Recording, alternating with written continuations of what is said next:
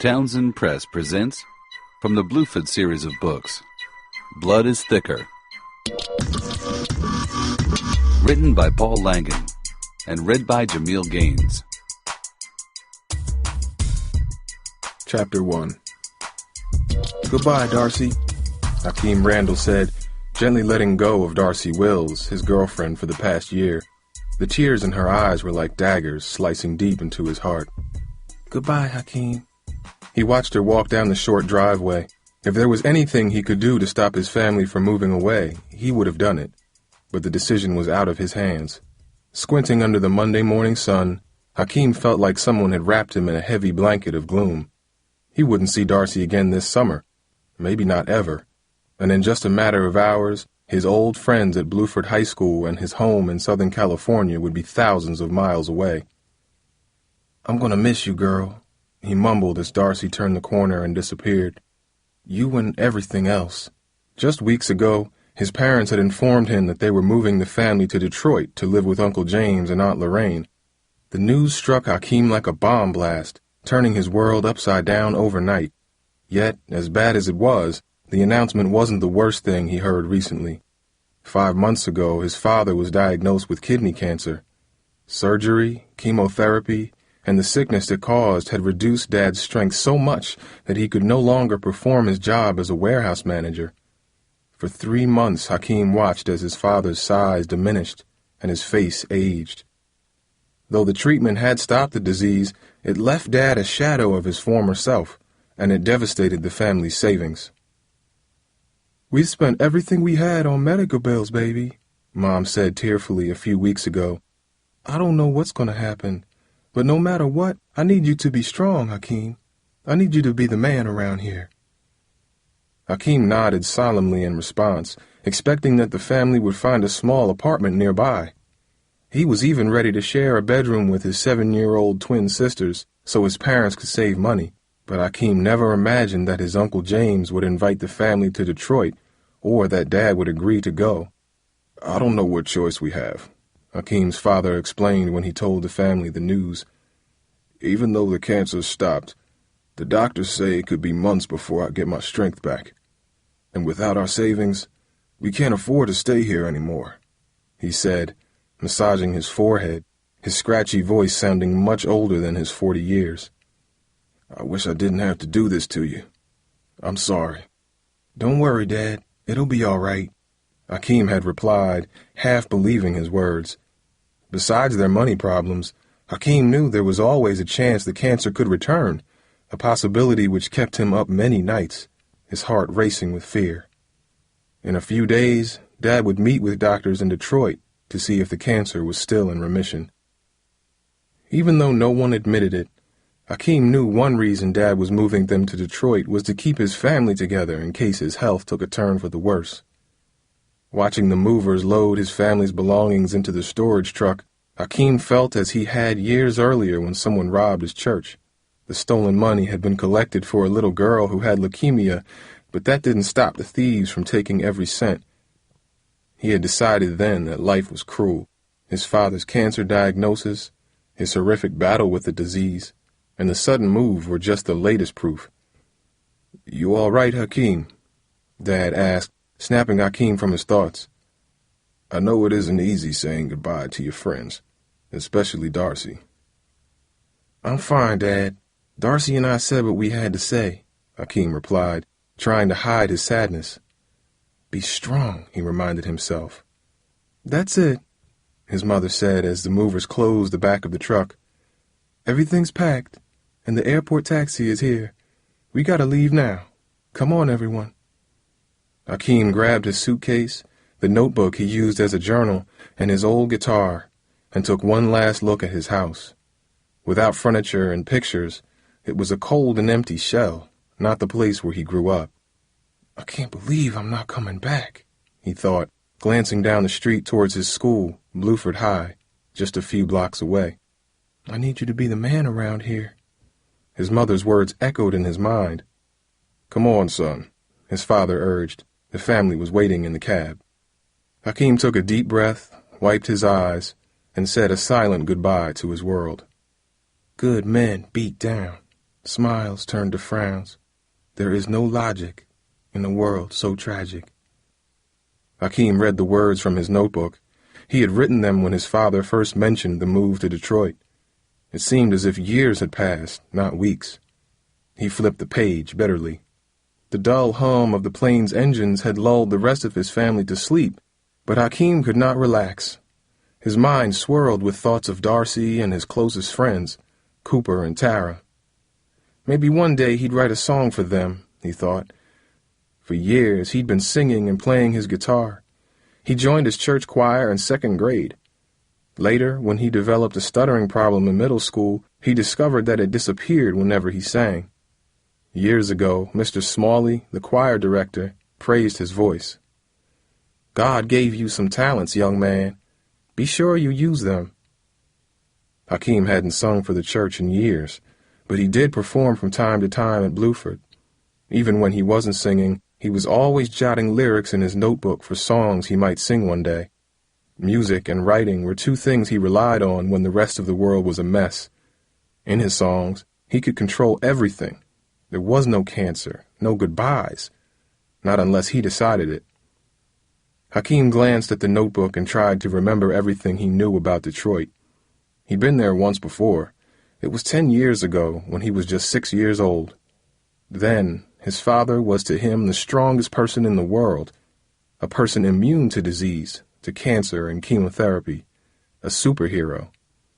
What Hakeem did most during the visit was eat huge dinners at his aunt and uncle's house and play video games with his cousin Savan. The two boys were nearly the same age, though Savan was much heavier.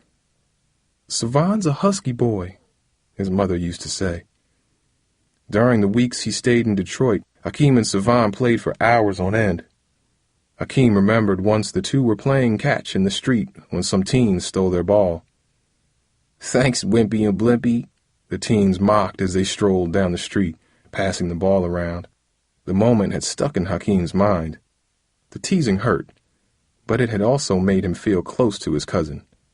They shared a special bond that moment. They were family. But when Hakeem returned to California, he gradually lost touch with Savan. An awkward phone conversation 3 years ago at Christmas was the last time they talked. And now, after so many years, the dim memory of Detroit was bittersweet, a reminder of a past long gone. Staring out of the small window next to his seat, Hakeem watched a veil of wispy clouds pass beneath him. His memories did little to erase the hole the move was carving into his life. I miss home already, he thought, stretching back in his seat and closing his eyes. I miss home. Are we there yet? Are we at Uncle James's house? Asked Charlene, one of Hakeem's younger twin sisters. Almost, Dad said wearily from the passenger seat of the rental car. Since Dad got sick, Mom drove the family everywhere. You've been asking that ever since we landed, snapped Charmaine, rolling her eyes at her sister. Can't you just stop talking? Hakeem yawned and said nothing. The hour wait to get off the plane and pick up their bags was tiring. Now the 25-minute drive through city traffic to Uncle James's house felt like slow torture. His sisters only made it worse. Is this it? Charlene asked suddenly as the car stopped at a traffic light. Is this where we're going to live at? Shut up, Charmaine groaned. Girls, Mom snapped. If you don't stop whining, I'm going to give you both something to whine about. Make a right up there on Sawyer Street, Dad interrupted. His tired voice silenced everyone. Outside, the houses were older and more densely packed than those back home. Made of red brick, many were row homes, though a few bigger houses did stand alone on some blocks. At the end of one street, Hakeem spotted a playground with a swing set and a basketball court. A steel fence surrounded the park, making it look more like a prison yard than a playground. Several teenage boys were shooting baskets as Hakeem and his family passed. One reminded Hakeem of his best friend, Cooper Hodden. Coop was one of the toughest people he knew, but he was also one of the nicest. When he found out that Hakeem was moving away, Coop had almost cried. Stay with us, Hawk. My mom says we got room for you, he insisted. Besides, she likes you more than she likes me. For a second, Hakeem had considered Cooper's offer. He desperately wanted to stay, but he couldn't abandon his family, not with everyone depending on him. Still, as he gazed out at the unfamiliar neighborhood, part of him wished he'd listened to Coop. On a corner up ahead, Hakeem noticed two guys sitting on the steps of a house. One had a sharp, angular face and wore a sideways baseball cap. The other was shaved bald and shirtless, his chest as wide as a barrel. Both glared at the car as the family approached. Hakeem felt a nervous twinge in the pit of his stomach. Seeming to sense tension, Hakeem's mother pushed the accelerator, and the rented sedan lurched forward. "Welcome to the neighborhood," Hakeem thought bitterly to himself. As they drove further up Sawyer Street, the homes gradually began to resemble what Hakeem remembered from his childhood. Some featured small porches with chairs and iron railings. Others had driveways and tiny front yards lined with flowers. While an occasional house was boarded up and empty, most looked recently painted. "One more block," Dad said as the car passed two young boys racing each other along the sidewalk. Hakeem remembered how he and Savan had run up and down the streets years earlier. He wondered what his cousin would be like today. Mom slowed the car to a stop in front of a green and white three-story house. "Here we are," she announced, her voice more relieved than excited. "It's smaller than I remember it," Hakeem said. "That's because you're bigger," Dad replied with a haggard smile. Though his face looked older, his intense black eyes were as clear as ever. "Looks like James had the house painted. The color's different," he added. "How did you remember something like that?" Mom asked, unbuckling her seatbelt. "My memory still works, even if the rest of me ain't what it used to be. That house used to be bright yellow, kind of an eyesore. Good thing they repainted it." Dad chuckled then, a sound as scratchy and dry as sandpaper. Hakeem cringed at Dad's raspy laughter, a scar of the illness that had threatened his father and driven them out of their home. Keeping his thoughts to himself, he stepped out onto the curb and scanned his new neighborhood. At the end of the block, a fire hydrant gushed water onto the street. In front of it, a crowd of children splashed loudly, their joyful screeches mocking Hakeem's mood. Somewhere far off, sirens screamed into the summer air, while overhead, a jet plane rumbled across the sky. Across the street, a mottled German shepherd growled menacingly from a nearby porch. Hakeem shook his head at the strange chorus of sounds. He felt as if he'd just been dropped into the center of a strange and hostile world. "They're here!" a husky voice called from behind an open window. "It's about time!" Hakeem glanced up from the trunk and saw a muscular young man with tightly braided cornrows step out of the house and come toward his mother. He wore a white T-shirt and navy blue and white striped athletic pants. A thick silvery chain with a glimmering letter S hung from his neck. Hakeem didn't recognize him. "Savan, is that you?" Hakeem's mother asked. "Savan?" Hakeem's jaw dropped. It couldn't be. The person who stood before them looked nothing like the overweight kid from years earlier. Instead, he resembled a middleweight boxer. "Who else would I be?" Savan asked, strutting down the short walkway with his thick arms swaying from side to side. "What's up, Uncle Henry?" Savan said as he approached the car. "How you doing, Aunt Selma?" Hakeem's mother threw her arms around Savan. "I can't believe my eyes, Savan. My lord, I almost didn't even recognize you. You've grown into quite a young man." "Well, that's what happens when you don't see somebody for 10 years, Savan said proudly. "Last time you saw me, I was just a chubby kid," he added. 10 years is too long for a family not to see each other, Hakeem's mother replied, shaking her head at her own comment. "Where does the time go? You kids grow up so fast." "Oh, don't start getting sentimental on me, Auntie. Looks like we're going to have lots of time now," he added, and then turned to Hakeem. "What up, cuz?" Savan asked, his eyes squinting slightly. "Now, you don't look that different from back in the day. Maybe a little taller, that's all." Hakeem could easily see over Savan's head. He had to be at least 2 inches taller than his cousin. But Savan was definitely more muscular and probably stronger. Yet what struck Hakeem most about Savan was his eyes. They seemed almost angry. "Man, you always were skinny, cuz, but now you look like a toothpick," Savan added. Even his voice seemed to have a bitter edge. Hakeem blinked for a second, unsure how to respond. Was his cousin kidding, or was he trying to start trouble? "That's all right, Savon. I remember you being a little thick in the middle. Looks like some of that thickness left your stomach and went to your head," Hakeem replied, playfully, trying to turn the moment into a joke. He then offered his hand to shake Savon's. "I guess we can't all be as perfect as you, huh, cuz?" Savon said. There was an icy bite to his voice, and he ignored Hakeem's outstretched hand. "But it's all good, 'cause while you spent years being everybody's favorite son, I spent some time hitting the weights. And from what I see, weights would do your skinny butt some good," he snapped. Hakeem swallowed hard. He was stunned, but no one seemed to hear the comment his cousin made. For an instant, he felt his old stutter beginning to seize him. Though the problem was nearly cured, it flared up when he was stressed or nervous. He shook his head and tried to think of a comeback. Just then, his little sister sprinted up to him, grabbing his arm. "Mom said for you to unload the trunk," Charmaine said nervously. Savon looked down at them and then laughed. "Oh no, you brought rugrats," he exclaimed. "2 of them." "We ain't no rats," Charlene protested. "So don't be calling us that." "Don't get mad, I was just teasing you," Savon said. "You better get used to that, 'cause I do a lot of it." Charlene frowned and moved closer to Hakeem, as if she was looking for protection. He put his hand on her shoulder. "It's okay, Charlene. He's just playing, that's all." "Oh, thank God you made it," a woman's voice interrupted. "I've been praying ever since you left California."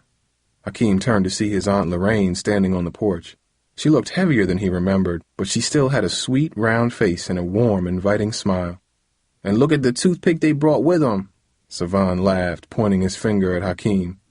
"Hakeem's as skinny as he was when we were kids," he added. Hakeem seethed at the comment, but smiled out of respect for his aunt.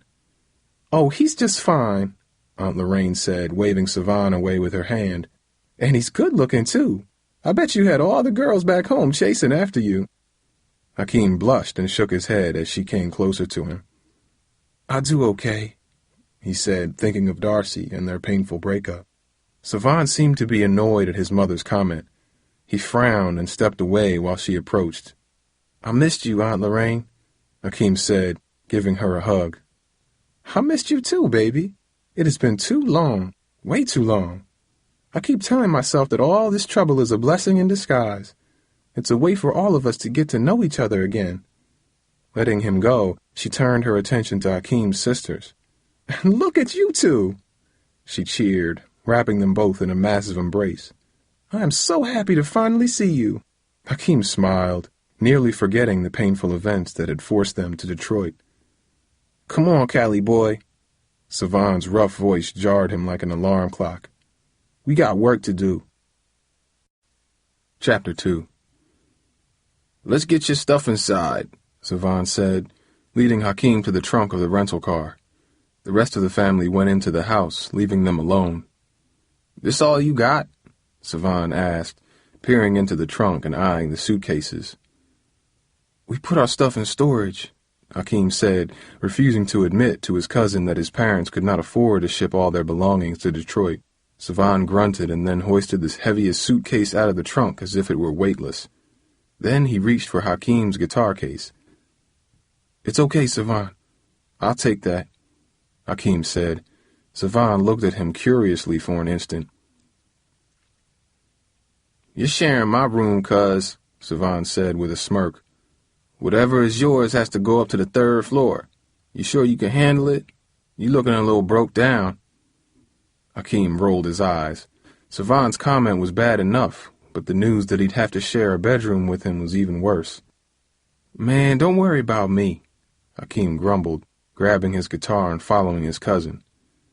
Hakeem was tired when he and Savon finished unloading the car. The trip up 3 flights of steps made his face wet with perspiration and his arms burned. He tried his best to hide his exhaustion, taking deep breaths when his cousin was not looking. Afterwards, they sat on the front porch drinking orange soda. Hakeem remembered it was Savon's favorite drink when they were kids. "You ain't worn out from that little bit of lifting, are you?" Savon asked with a superior grin. "I mean, I feel like we was just getting started. I was about ready to go bench press a couple 100 pounds," he bragged. You want to lift with me? Man, you didn't get up at 6 a.m., fly halfway across the country, and leave all your friends behind. I'm tired, Hakeem admitted. Don't tell me you're asking me to feel sorry for you. You don't even want to go there, not with me. You think I want to be sharing my room with you? Please. Savan scoffed. He looked genuinely disgusted. Again, Hakeem was caught off guard. Savan, what's your Check it out, yo. There go my homeboys. Savan interjected, jumping out of his chair and rushing off the porch. Hakeem watched as his cousin approached a group of guys gathered in the street. Including Savan, there were 5 of them. One had a Rottweiler which he restrained with a thick leash. The dog seemed friendly, but it looked as if it could devour a small child if it wanted to. "What's up, partners?" Savan called out as he crossed the street. "Sup, Savan?" answered one of the guys as he blew a whitish-gray cloud of cigarette smoke into the air. "We just wanted to know if you was still down with Friday night," another guy asked. "You know I'm down, Tariq," Savan asserted. "You think I'm getting soft or something?" "We was just checking," the kid answered. "Ain't nothing to get hyped about." "Oh, you ain't seen me get hyped," Savan exclaimed. "Just wait till Friday night." The guys laughed. "I just hope we get out before the cops come," said Tariq, glancing for a second at Hakeem. "Man, there ain't nothing to worry about." Hakeem nearly dropped his soda. Right in front of him, Savan was boasting about something illegal and dangerous. Hakeem tried to listen to the conversation, but a passing truck momentarily masked Savan's voice. Even with the noise, Hakeem could see that his cousin dominated the conversation. Savan was a blur of motion, wildly moving his arms and occasionally punching his fist into the air to emphasize a point. Savan's friends laughed and nodded at what he was saying.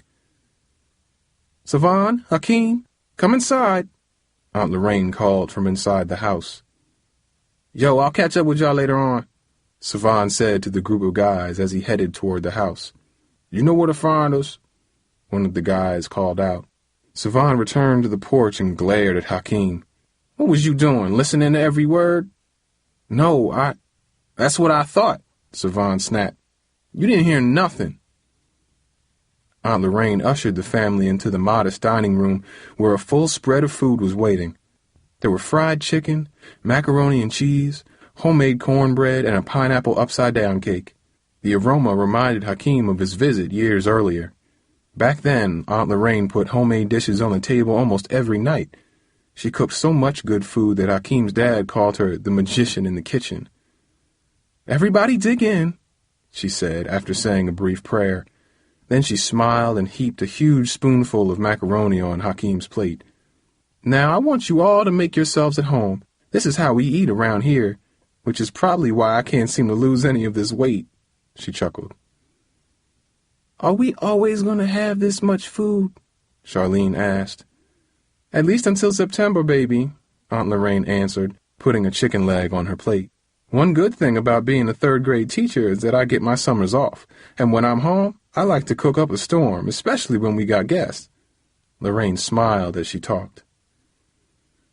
"So, where's James?" Hakeem's father asked. "How come he's not eating with us?" "He ain't never here," Savan said, reaching an arm in front of Hakeem to get a piece of chicken. "Oh, he's working," Aunt Lorraine explained. "I ain't never known a man that works the way he does. He's at that furniture store practically from morning till night, 7 days a week." "His brother used to be the same way," Hakeem's mother said, putting her hand on Dad's arm.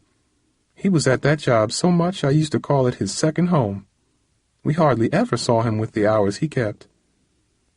"That's just the way we were brought up. Our dad was from the South, and he told us that the only way a black man could make it in the world was to work harder and smarter than the next guy. So that's what we did." "Yeah, well, some kids today don't seem to know a thing about that lesson," said Aunt Lorraine, glancing at Savan. For an instant, a tense silence swept over the table. Hakeem took a sip of his drink, and Savan grabbed a piece of cornbread. Hakeem's sisters looked at their parents. "James is working late tonight because there was a break-in near the store a few nights ago," Aunt Lorraine said. "A break-in?" Mom exclaimed. "That's terrible." "Mm-hmm," Aunt Lorraine nodded, swallowing a mouthful of macaroni. 2 stores been robbed on the street in the past month. I told him to get a guard dog, Savon said, a pit bull or a Rottie. That'd keep them thieves away. If he just...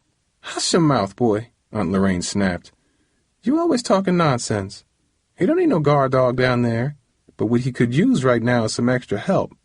Aunt Lorraine glared at Savon as she spoke. Mom, I told you, I ain't got time for the store right now, Savon said. But you got time for them friends of yours, right? Savon slouched back in his chair for a second and crossed his arms. Well, Hakeem and I are glad to pitch in, Dad suggested, breaking the tension. Looks like we got plenty of time now. It's the least we can do. Dad continued, looking at Hakeem.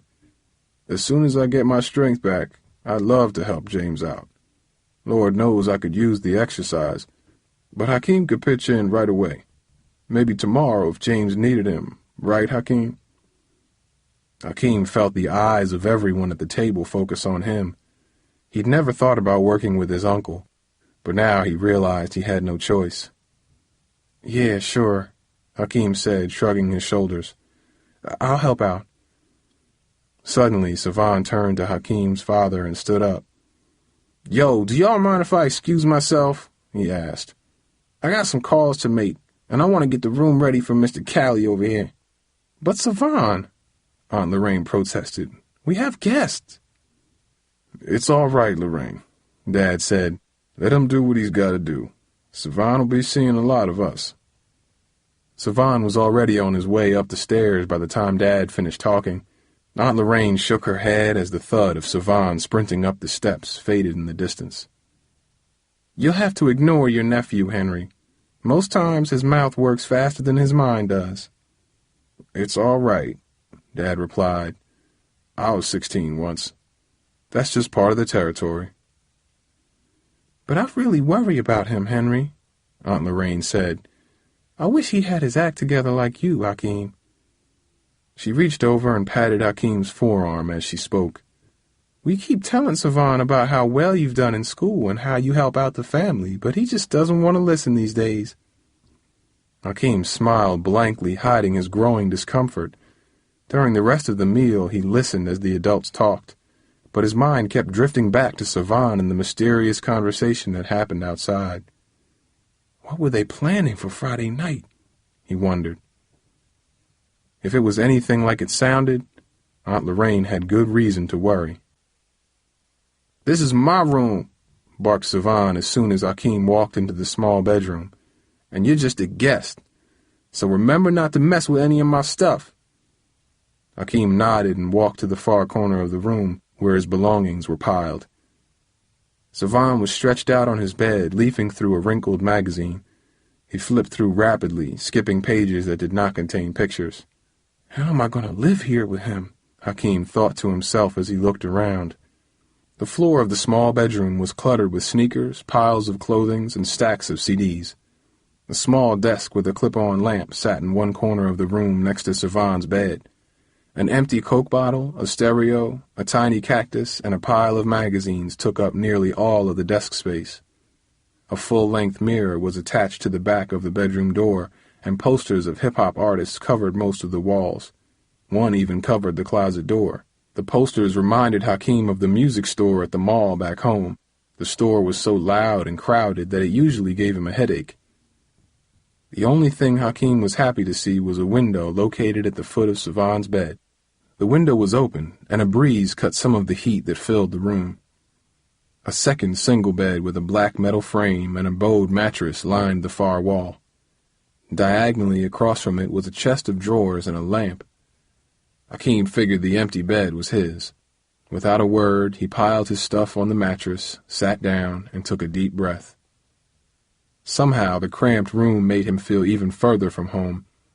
A heavy wave of sadness spread over him. If only I could have stayed at Coop's, Hakeem thought to himself. What's the matter? Savon asked, interrupting his thoughts. You expecting a palace or something? This ain't good enough for you? No sunshine, no beaches? Savon, you need to chill, Hakeem said, raising his voice. Don't tell me what I need to do, Savon hissed.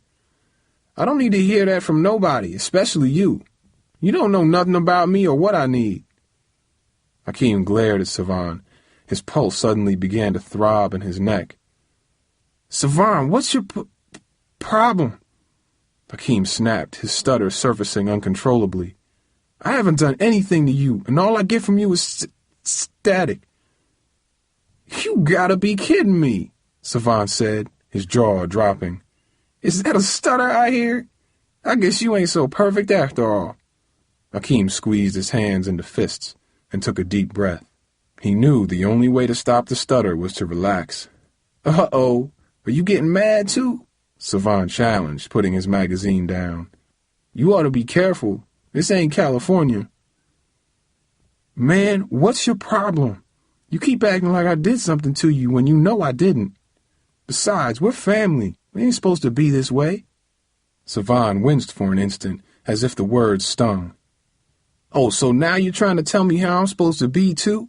I don't need no advice, cuz. Not from you, Dad, or anyone. And what you need is a speech doctor. I gotta bounce, Savon muttered bitterly, tossing aside his magazine. Before Hakeem could reply, Savon rose from his bed, grabbed a baseball cap, and walked out. Leave my stuff alone, he barked as he descended the steps. The room was suddenly quiet. Hakeem leaned back on the crooked mattress and stared at the ceiling. He had never missed home more. Out here, in strange places, nowhere to hide. I don't know where my space is. Out there, you walk alone. Miles between us. I can't come home. Someday, who knows when, if fates allow, we'll meet again. Hakeem penned the words into his journal and read them. They were for his friends and the home he left behind. But most of all, they were for Darcy. As he read, he imagined how she'd react to Savon. Why are you acting like some hardcore gangster? She would say. Muscles and jewelry don't make you better than anyone else. The image of her scolding Savon made Hakeem smile, but it also made him homesick. Savon had been gone for more than an hour, and in that time Hakeem had finished unpacking his few things. After sitting briefly with his family, he grabbed his guitar and journal and sat on the back step as the daylight faded away. Back home, he would watch sunsets with Darcy and their friends.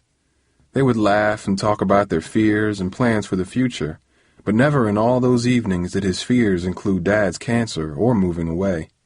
Never did he picture that he'd end up in Detroit with his angry cousin. Hakeem closed his journal and gently picked up his guitar.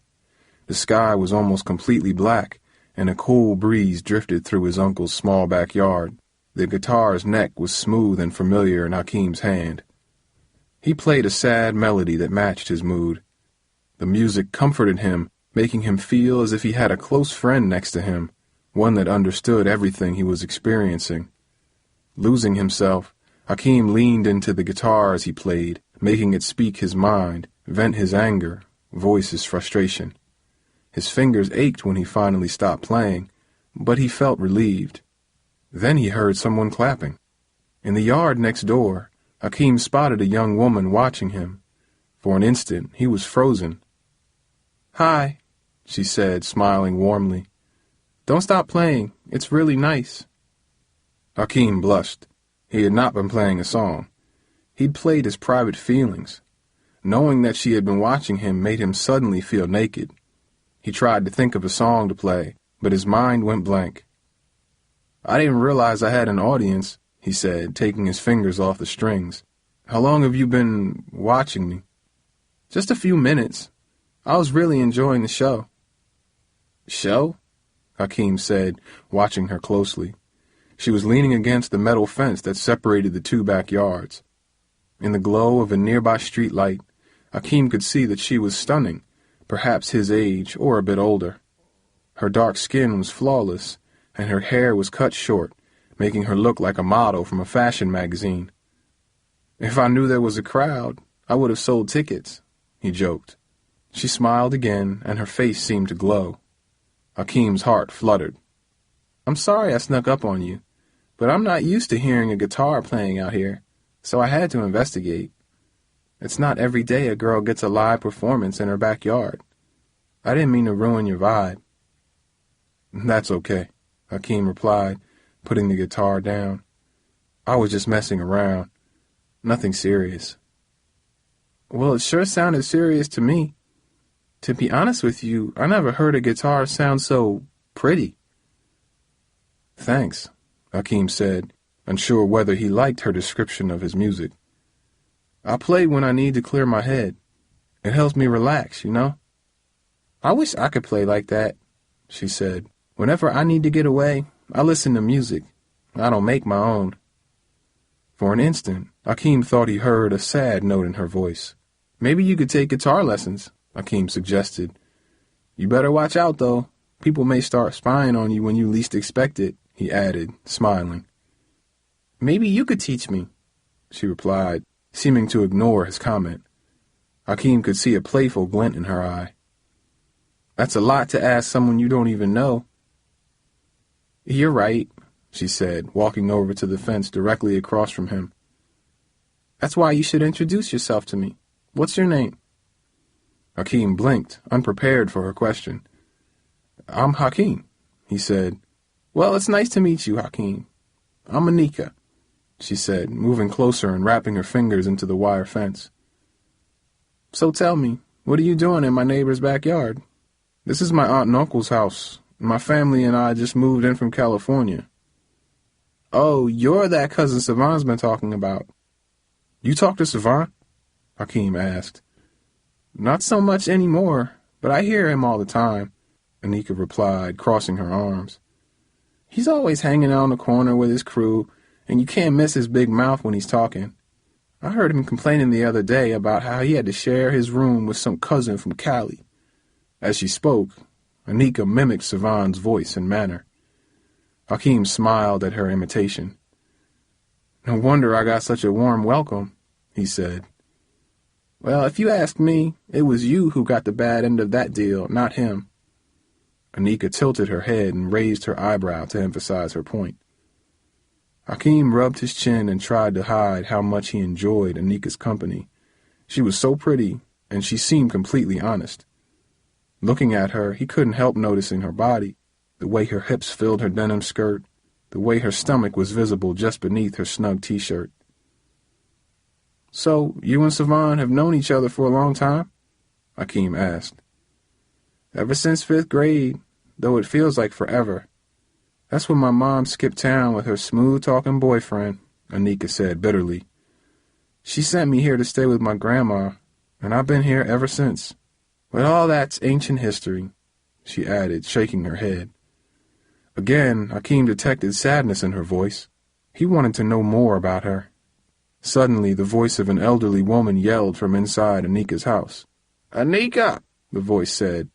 Uh-oh, there goes my grandma again. She can't get down the stairs too well without me, Anika said, her face looking strained. I love her, but sometimes I just want to run out that door and never come back. Hakeem nodded, thinking about Savant and the summer ahead. I know the feeling, he said. Anika, the frail voice called again. Where are you, girl? 1 second, Grandma, Anika yelled, heading toward the house and then turning back to Hakeem.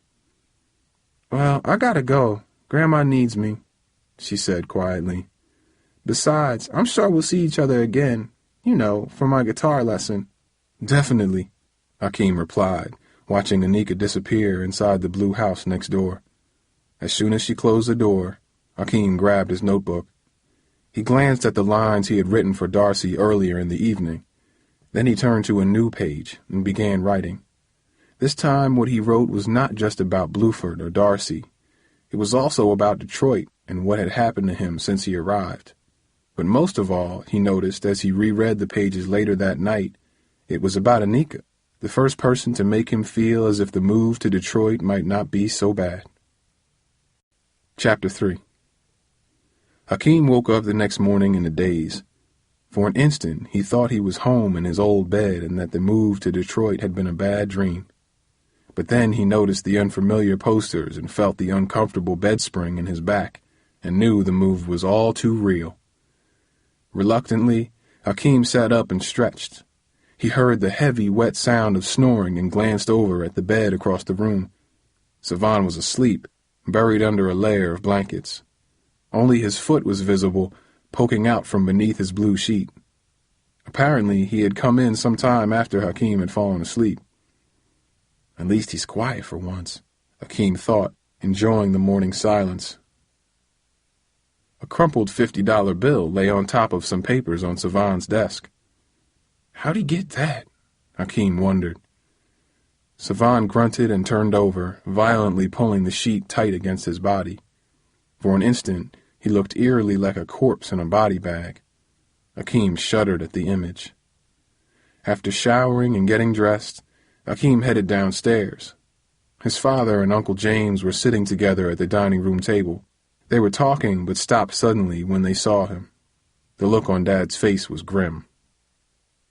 "There's my man," Uncle James said, standing up and smiling broadly.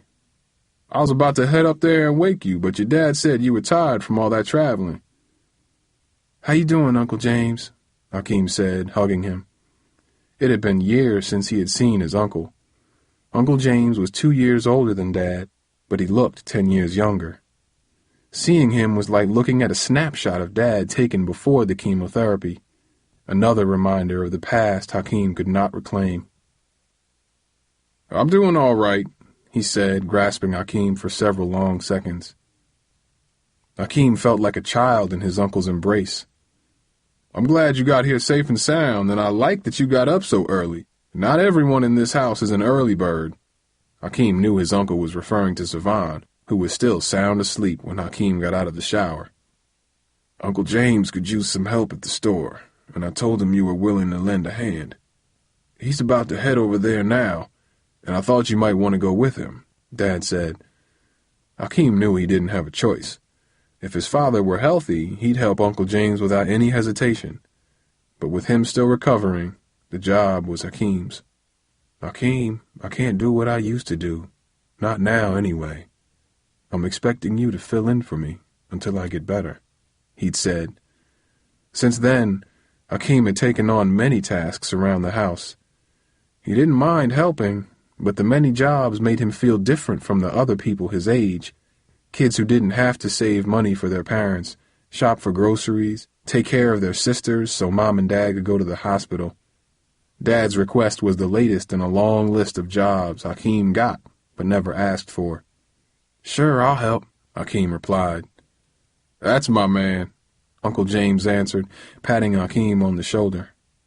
Dad nodded, his tired eyes haunting Hakeem as he left the house with Uncle James. The drive to the furniture store from Uncle James's house took only about 10 minutes, most of which were spent waiting at traffic lights. The store, J.R.'s Discount Furniture, sat in a strip mall bordered by Motown Liquors on one side and an everything for $1 market on the other. The cracked asphalt parking lot was pocked with potholes and littered with broken glass. As they neared the front door, Hakeem noticed that the entire storefront was hidden behind a thick metal screen. "Me and Savan put this up about 5 years ago to protect the glass," Uncle James said, unlocking the screen and hoisting it over his head until it disappeared above him like a garage door. "It ain't easy doing business around here, but this is home, and I ain't going nowhere else," Uncle James added defiantly. With the metal screen raised, Hakeem could see that the storefront was lined with thick glass panels facing the busy street. Each panel displayed giant letters that appeared to be hand-cut from neon pink paper. The sign nearest the door spelled out, "Summer Sale, Sofas and Chairs 40% off." On the other side of the door, Hakeem noticed a smaller orange and black sign that read, "Help Wanted." Uncle James followed Hakeem's eyes. "It's hard to find decent help. I just fired a young man last week. He was unreliable, always calling out sick," Uncle James explained as he unlocked the front door and stepped inside. "Here it is, Hakeem, my home away from home," Uncle James said proudly, spreading his arm out as if the entire world were his. The store consisted of 2 main aisles that stretched back from the front door. On the right side were a few sofas and chairs. On the left, a series of kitchen and dining room sets. Right in the middle was a display set up to look like a real living room, complete with sofa, love seat, coffee table, and a large fake tree. Its leaves were coated with a layer of fuzzy gray dust. Hakeem smiled, imagining his friend Tara's reaction to the display. "Now that is one sorry living room," she'd say. "And who would want a giant dust tree in their house? You'd have to pay me to put that anywhere except the trash." "I started out in a tiny store a few blocks north of here," Uncle James said, interrupting Hakeem's thoughts. "I was just a few years older than you, working for an old guy who wanted to get out of the city. He sold his place to me. After working hard for a few years, I was able to move into this building where we got 3 times the space." "Looks nice," Hakeem replied politely. Outside, an ambulance raced past the store, its sirens fading in the distance. Uncle James looked up for a second, but then continued. "A lot of stores have closed or moved out over the past few years. Me, I'm staying. This neighborhood needs businesses. Kids need to see that there are ways of making a respectable living without getting involved in the garbage that happens on those streets. Now, if only I could get your thick-headed cousin to listen to me. All he wants to do is waste his time with his friends." Uncle James complained wearily, flipping on a light switch. Hakeem didn't say a word. He wasn't sure how to respond. He had his own doubts about Savan, but he knew better than to share them with Uncle James. That would be asking for trouble. "Listen, Hakeem," Uncle James said, pausing as if he were searching for something. "Your pops told me how you've had to be the man around the house since he got sick, so I'm going to talk to you man to man." "Okay," Hakeem agreed, nervous about what his uncle had to say. "Business has been a little slow this year, and I had to let people go. Now I'm doing the work of 3 people," he explained. Hakeem could see that it was difficult for him to admit. "But I can handle that, especially with you around. Savan's the one I'm worried about." "Savan?" "I think he might be headed for trouble, and he don't listen to me or anybody anymore," Uncle James confessed. "I was just hoping, now that you're here, you could keep an eye on him. Maybe talk some sense into him, too." "I can try, but—" "And listen to me, Hakeem," Uncle James interrupted. "If you see anything that might be serious, you gotta tell me, no matter what it is. I'm counting on you." Hakeem could not argue with his uncle's intense stare, but he wanted to. For months he had struggled to help take care of his own family. Now, not only would he be doing that and helping his uncle, he was also to play big brother to Savan. "Savan hates me," Hakeem wanted to say, but Uncle James looked at him gravely, as if he were entrusting him with a great responsibility, something Hakeem could never question. "Okay, Uncle James, I'll keep an eye on him." Hakeem agreed, though he felt as if he was being pulled into a trap he could never escape. 9 hours later, Hakeem's mother arrived to take him home. Hakeem was grateful to see her. He didn't think he could stand another minute in the store. In the morning, he had organized displays, packed up a chair, and helped unload 2 new sofas. In the afternoon, he had swept the aisles and scrubbed all the glass panels in the front of the store. It was as if Uncle James had saved work for months so he could make Hakeem do it. "How was work today?" Mom asked as he collapsed into the passenger seat of Aunt Lorraine's beat-up Nissan. "It was okay," he replied, releasing a deep sigh. His arms burned and his legs ached, and he felt as if he had run a marathon. The drive back to the house took just a few minutes.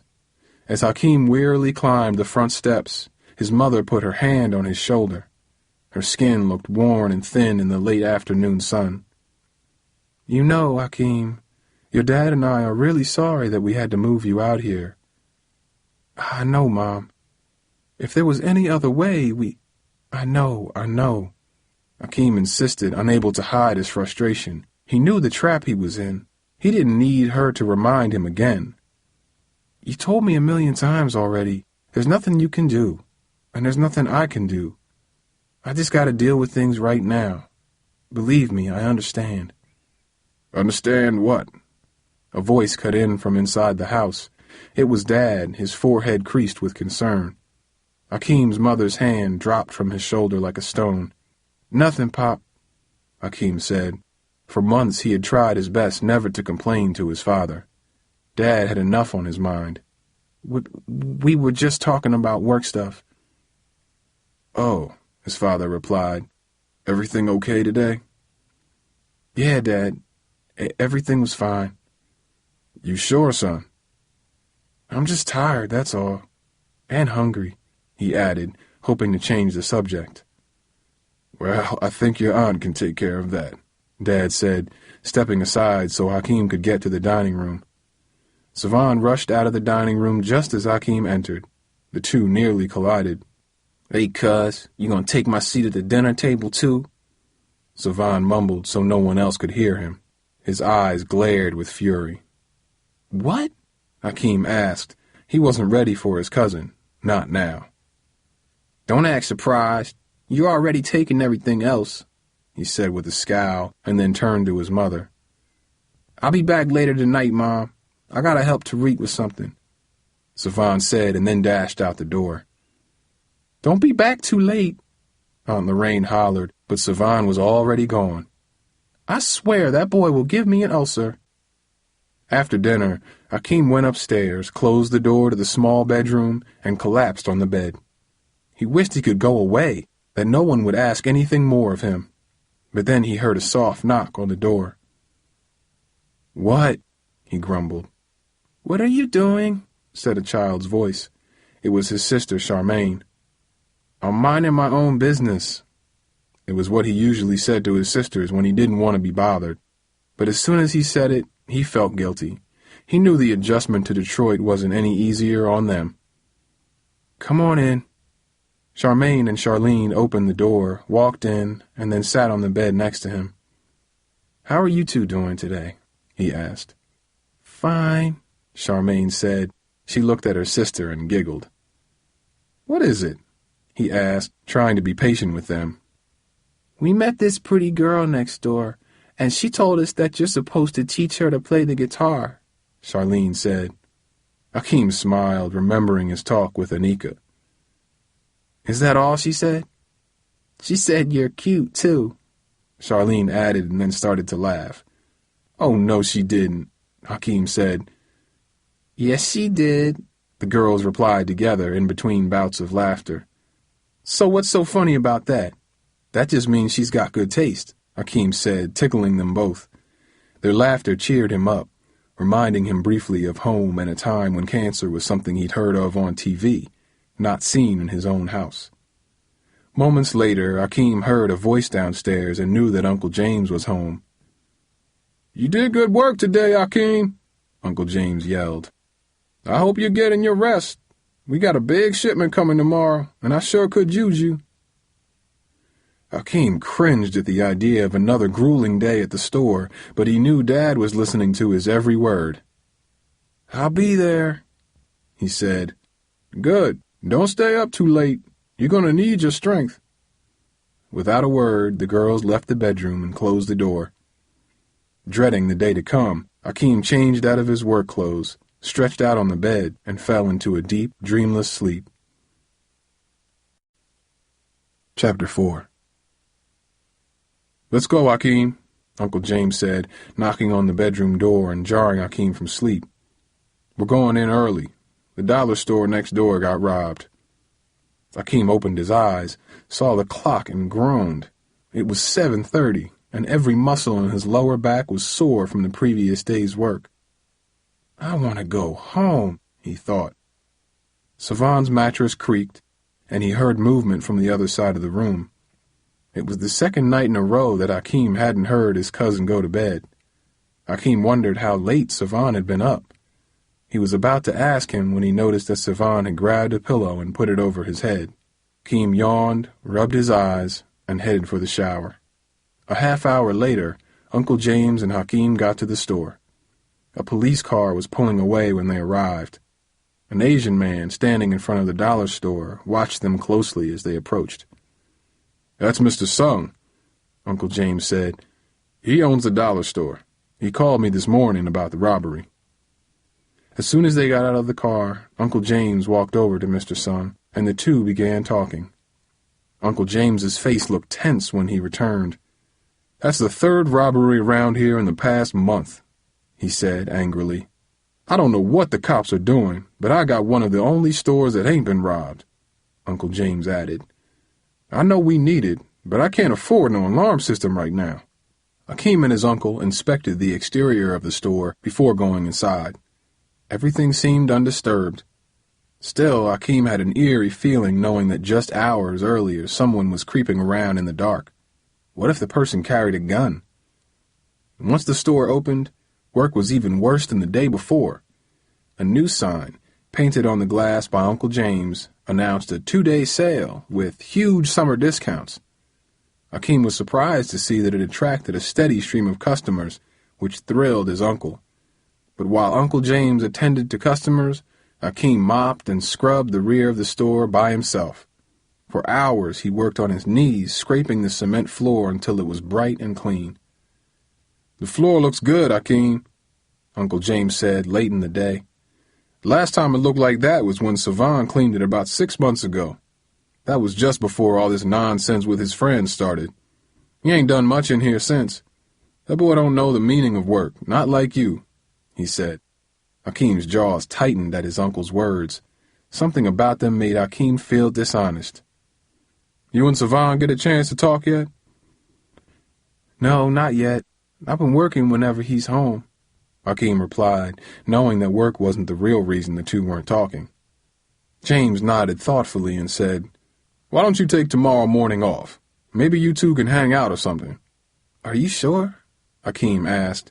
"Yeah, you earned it," Uncle James said, leaving to greet a customer. Great, Hakeem thought, imagining a conversation with Savan. While time off sounded nice, a day with Savan seemed almost worse than a day of work. "Your uncle is so pleased with your work," Aunt Lorraine gushed at dinner that night. "He said you learn fast and work hard." "Thank you," Hakeem mumbled between bites of his cheeseburger. "I see all the work at this store has increased your appetite," Mom said with a smile. "You keep working that hard and you're going to look like Savan." Hakeem smiled uncomfortably and poured a glass of soda.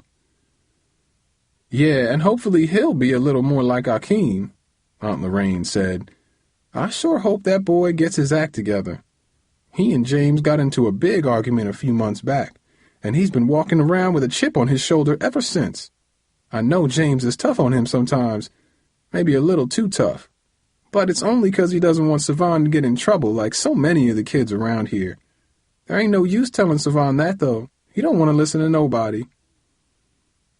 "He's at that age," Mom spoke up. "This is when some of them start to rebel. Except Hakeem. He's not that type," she said, smiling at him. Hakeem wanted to get up and leave the table. He felt as if he were under a giant magnifying glass. Everyone talked about him as if they knew what he was thinking, yet no one had a clue. Dad spoke up then, the lines in his forehead a bit deeper than usual. "It can't be easy on Savan having us here either, having to share his room and all. Maybe that has something to do with his behavior," he said. "Henry, this started long before you arrived. He had been working at the store all the time, and then they had that argument, and then something snapped. Now it's like pulling teeth to get him to help out, and with the friends he's got, I really worry." "You ever try sitting down and talking with him about it?" Dad asked. "There's no talking to that boy right now. He's hard-headed and so angry sometimes. I feel like I don't know my own son. Sometimes I feel like he's a stranger," Aunt Lorraine admitted, her voice trembling slightly. Mom reached across the table to comfort her. "He's not a stranger," she said softly. "You just keep on loving him no matter how hard it gets at times. Keep loving him and he'll turn around." "That's what I'm praying for," Aunt Lorraine replied. "I'm praying that he turns around before—" Just then Savan opened the front door carrying a plastic bag. Without a word, he quickly moved through the dining room and darted up the steps. Everyone watched him in icy silence. Seconds later, the upstairs door closed with a muffled thud. The sound was followed quickly by the rhythmic bass of rap music thumping like a giant heartbeat in the ceiling overhead. "You see what I mean?" Aunt Lorraine said. Dad nodded thoughtfully. Hakeem sighed and rubbed his temples, trying unsuccessfully to push away the headache that was beginning to creep into his skull. After dinner, Hakeem reluctantly climbed the stairs to the bedroom. He had to get his guitar. Knowing Savan was in the room, he decided to be as quick as possible. Just rush in, get the guitar, and get out. There would be no words, no opportunity for confrontation. He'd save that for later, when he wasn't tired and his head didn't feel like someone was trying to hammer a rusty spike into his brain. At the top of the steps, Hakeem paused outside the door and felt the heavy beat of the music. He rapped his knuckles against the wooden door, but the music continued. He knocked again, this time a bit louder. Still no response. Frustrated, he grabbed the doorknob and turned. It was locked. "What's he doing?" Hakeem growled under his breath. Balling his hand into a fist, he pounded 3 times, making sure the sound would be heard over the music. For an instant, Hakeem thought he heard shuffling inside. Then the music cut off. "What?" Savan said from inside. "It's me," Hakeem said. "I need to get something. I need some privacy right now," he said with an edge to his voice. "Why don't you go back downstairs and talk about me some more? I'm leaving soon, and you can go to bed then." Hakeem seethed with anger. Staring at the closed door, he wanted to smash it to pieces and then pound Savan's face. He took a deep breath and struggled to regain his composure. "Savan, I ain't playing with you, man. Just give me my guitar. It's all I want." For several long seconds, Hakeem stood in the hallway, unable to hear anything except the TV downstairs and the thud of his own heartbeat pounding in his temples. If he didn't get the guitar, there would be war. Then the door opened. Savan was wearing a Detroit Pistons jersey and had an expensive-looking silvery chain hanging from his neck. "Here you go, Callie. Go play another Beach Boys song," he mocked, holding out the guitar through the partially opened door. For an instant, Hakeem imagined himself smashing the instrument across Savan's face. He blinked back the image and grabbed the guitar. Savan smirked, sucked his teeth, shut the door in Hakeem's face, and locked it. From the hallway, Hakeem heard him opening his closet door and moving things around. Then the music kicked on, and Hakeem was left standing in the hallway alone. "You better close that door," Hakeem grumbled as he walked down the steps, his vision clouded by rage. Outside on the back step, Hakeem let his frustration bleed through his fingers into the strings of his guitar. Slowly, the pain in his head eased, and his anger transformed into music, which dissipated into the evening air like steam. The guitar allowed him to tell the truth his family didn't seem to understand, that he was scared for his father, that he missed his friends, that he wanted to go home, that he didn't know how to deal with Savan. Music and his journal were the only places he didn't have to be strong or silent. When he finally stopped playing, the sky was dark, and cool, damp air had replaced the heat of the day. "I was wondering when you were going to take a break," said a familiar voice nearby. Hakeem looked up to see Anika watching him from her yard. "You come for another show?" he said with a smile. "Actually, I was going to ask you about that guitar lesson, but you looked so serious I decided to leave you alone." "It's been a rough day," he admitted. "More like a rough week." "I heard that," she replied sympathetically. "Seems like you and me are in the same mood." Anika was silent for a second. Hakeem could see her bright eyes against the dark. "Hey, you want to go for a walk or something? I could go for a slice of pizza." "That's the best thing I heard all day," he said, his mood lifting at her suggestion. "Show me the way." Out on the street, Hakeem struggled not to stare at Anika. Her body was perfect. A work of art wrapped in jeans and a black tank top, Hakeem would write in his journal. Several times he was nearly speechless as he looked at her smooth, coffee skin, her full lips, her onyx eyes. As they walked, the two of them talked about their favorite music, TV shows, and movies. But when they sat down inside Metro Pizza, Anika's mood changed and her eyes became more serious. "So, what do you think of Detroit?" she asked, raising a slice of pizza to her mouth. Hakeem wiped a bit of melted cheese from his lip. "To be honest, I haven't even seen much of it. All the music and history here, and all I've seen is my uncle's store. This is the first time I've been out without my uncle bossing me around." "You better get used to it if you're going to keep working with Mr. Randall. That's just the way he is. Believe me, I know. Savan used to complain about it all the time. That store is your uncle's life, she replied. Hakeem was bothered by the idea that Savan and Anika talked, but he kept his thoughts to himself. I'm starting to feel trapped there, and I've only worked a few days, he admitted. I know I should be grateful and all, but it's hard, you know? And now there are these robberies, he said bitterly. Robberies? Anika asked, seeming surprised and interested at the same time. Yeah, the dollar store near my uncle's shop was robbed last night. He's so worried. He wants to have a security system put in. The police don't seem to have a clue who's doing it. Yeah, well, that doesn't surprise me. They're usually the last to know what's going on. There are so many thugs around here, they don't know where to look. Hakeem looked at Anika as she spoke. There was a bitterness in her voice, but what also struck him was the word she used, thugs. It was the word he noticed on Savan's magazine earlier that day. Most of the boys I knew from school are in jail or they're on their way. Some of the girls ain't much better. They commit crimes to get money or respect. It's sad. I used to be into that, but no more. Now, I just want to get out of here, you know? Hakeem nodded. He knew what it was like to want to run away. He felt it too, now more than ever. Where would you go? This is your home, right? And what about your grandma? No, this is where my mom left me, Anika replied, an edge in her voice. And soon a social worker is going to put my grandma in a nursing home. When that happens, all I'll have is my job at the laundromat, and that ain't enough for me. I got a cousin in California. That's where I'm headed. Hakeem didn't know what to say. Anika had troubles far deeper than he realized. She wiped her eyes for an instant, as if dust had briefly irritated her. You mean you're going to Cali? He said, doing his Savan impression. She smiled. I'm sorry to be dumping all my drama on you. You got your own troubles to deal with right now. It's okay, Anika, Hakeem replied, trying to think of something helpful to say. He had not expected their conversation to go this way. He stood close to her and put his hand on her back.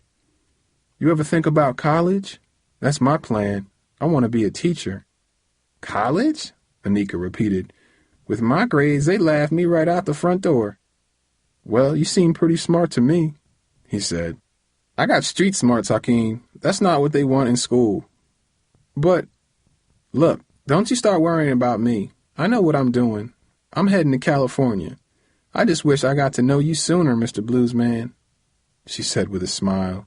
Her face seemed to recover its brightness, as if her words made her feel better. Let's go home, she added, reaching down and grabbing his hand. He swallowed hard, trying to conceal his surprise. And just in case you were wondering about me and Savan, Anika spoke up, a glimmer in her eye. We were together a while ago, but that's over. And what makes you think I was wondering about that? Hakeem asked, pleased by what she said. Street smarts, remember? Anika replied, pointing to her head as they walked out onto the street. She was somehow honest and secretive at the same time. He'd never met anyone like her. Yet as they crossed the street toward her house, she suddenly froze in her steps. Oh no, she said, stepping away from him. Hakeem looked up to see Savan walking toward them. He was with two friends, and they were heading straight at them. Now I've seen everything, Savan said, shaking his head as if what he saw hurt and disgusted him. I was hungry for some pizza, but now I feel sick to my stomach. Cuz, I gotta give you credit. You don't waste no time, he added.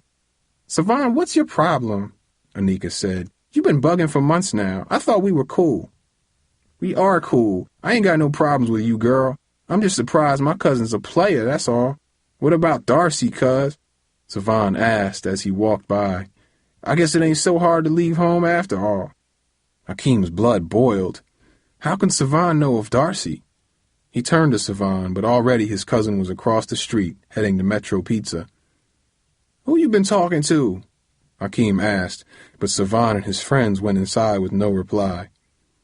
Just ignore him, Anika said. He's just fronting with you, that's all. I can tell. Seems more like he's trying to pick a fight with me. Him? No. He just acts that way so people leave him alone. When I first met him, he was heavy, and everyone teased him. Then he started lifting and acting hard so kids would respect him. It worked, I guess. But he ain't bad like the other kids around here. He just pretends to be.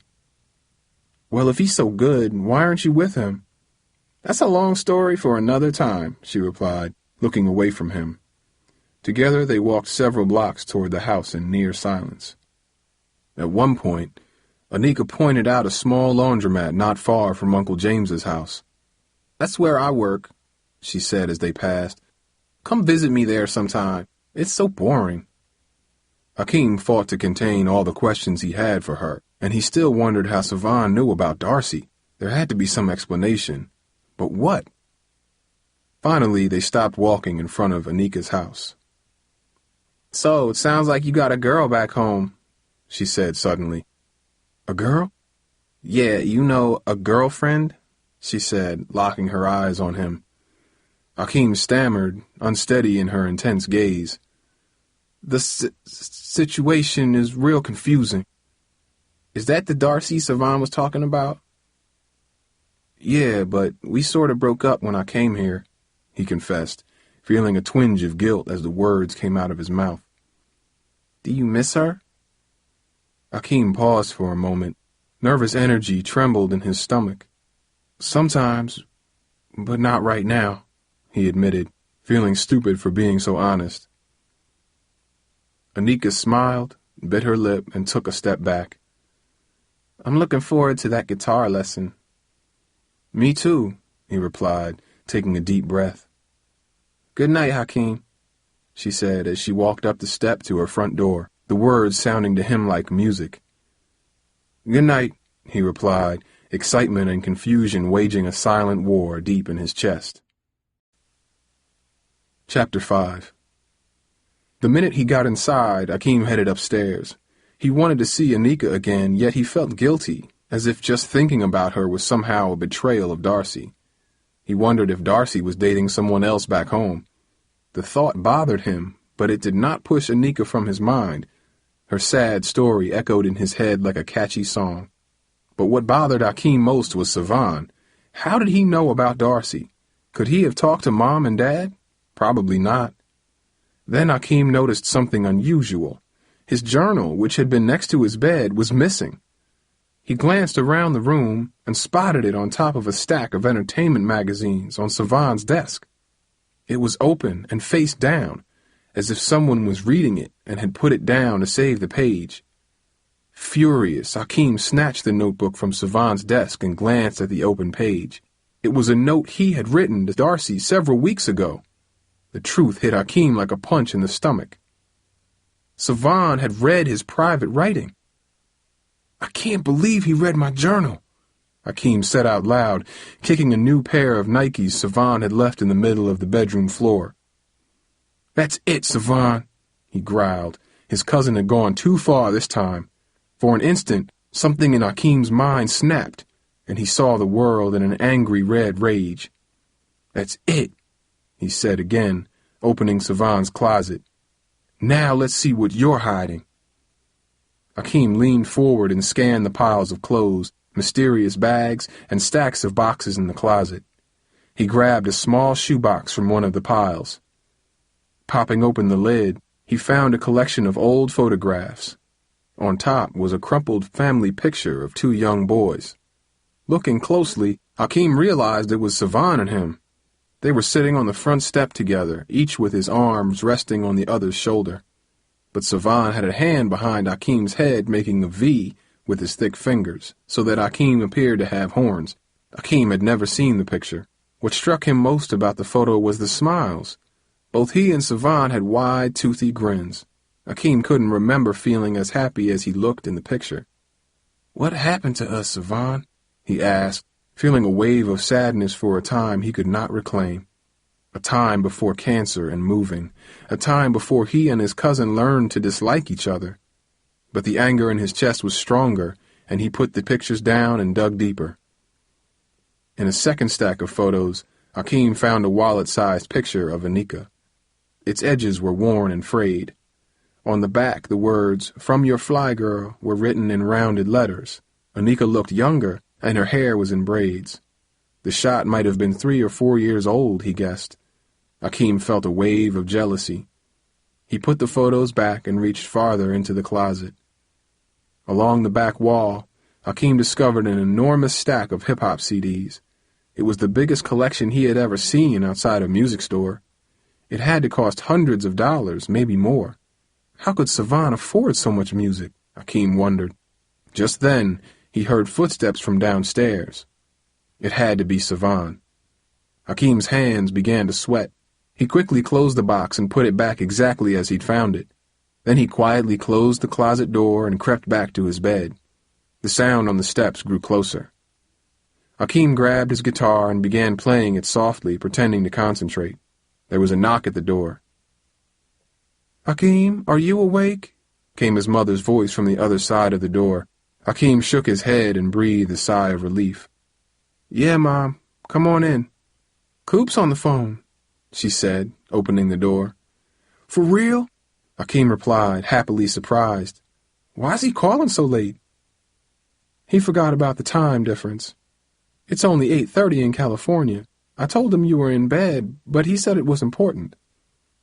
Hakeem raced downstairs and picked up the phone in the kitchen. "Coop!" he exclaimed. "What's up, yo?" Cooper began.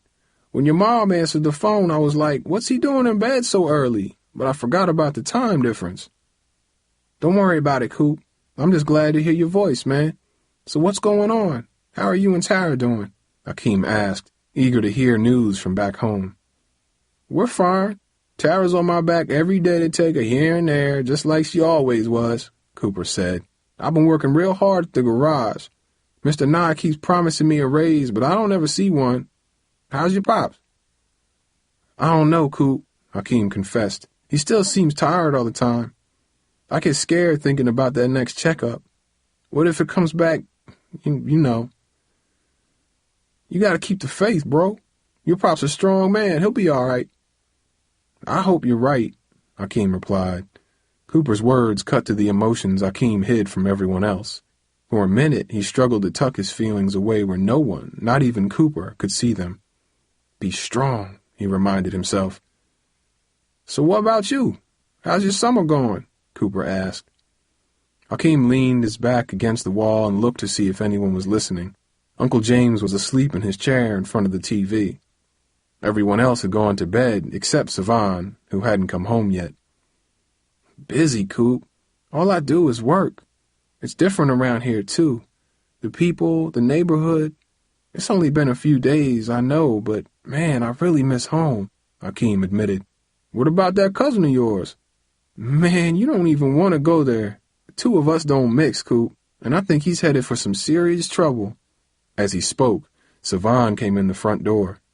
Hakeem turned around, lowered his voice, and spoke softly into the phone. "But I can't talk about that right now."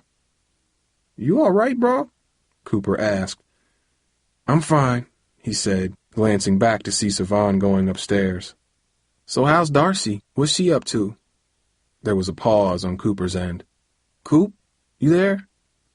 "I have some bad news about Darcy," he answered somberly. Hakeem felt a sinking feeling in his stomach. "What is it?" "It's her grandma. She collapsed today, and now she's in the hospital. It doesn't look good. She's really weak." Hakeem felt his entire body go numb. He knew how close Darcy had been to her grandmother. Normally, he would be there to comfort her, but now he was thousands of miles away. It was as if he was forced to watch an accident he could not prevent. "Hawk, you there?" Cooper asked. "How's Darcy holding up?" "She's with her family. Tara and I are keeping an eye on her. She'll be okay." "I wish I could be there for her right now." "Bro, you got your hands full with your own problems right now," Cooper said. "Just take care of things and I'll call you if anything changes. And remember what I said before you left. You got a place to stay here with me if you ever want to come home. I mean it." "Thanks, Coop," Hakeem said, wishing there was some way he could return home. "You're the best, man." "Later, Ock." Hakeem felt stunned when he hung up the phone. There were just too many things pulling him in too many directions. Inside he felt worn, as if his spirit had somehow been rubbed raw. Wearily, he climbed the steps to Savan's room, hoping his cousin was already asleep. When he opened the bedroom door, Hakeem knew something was wrong.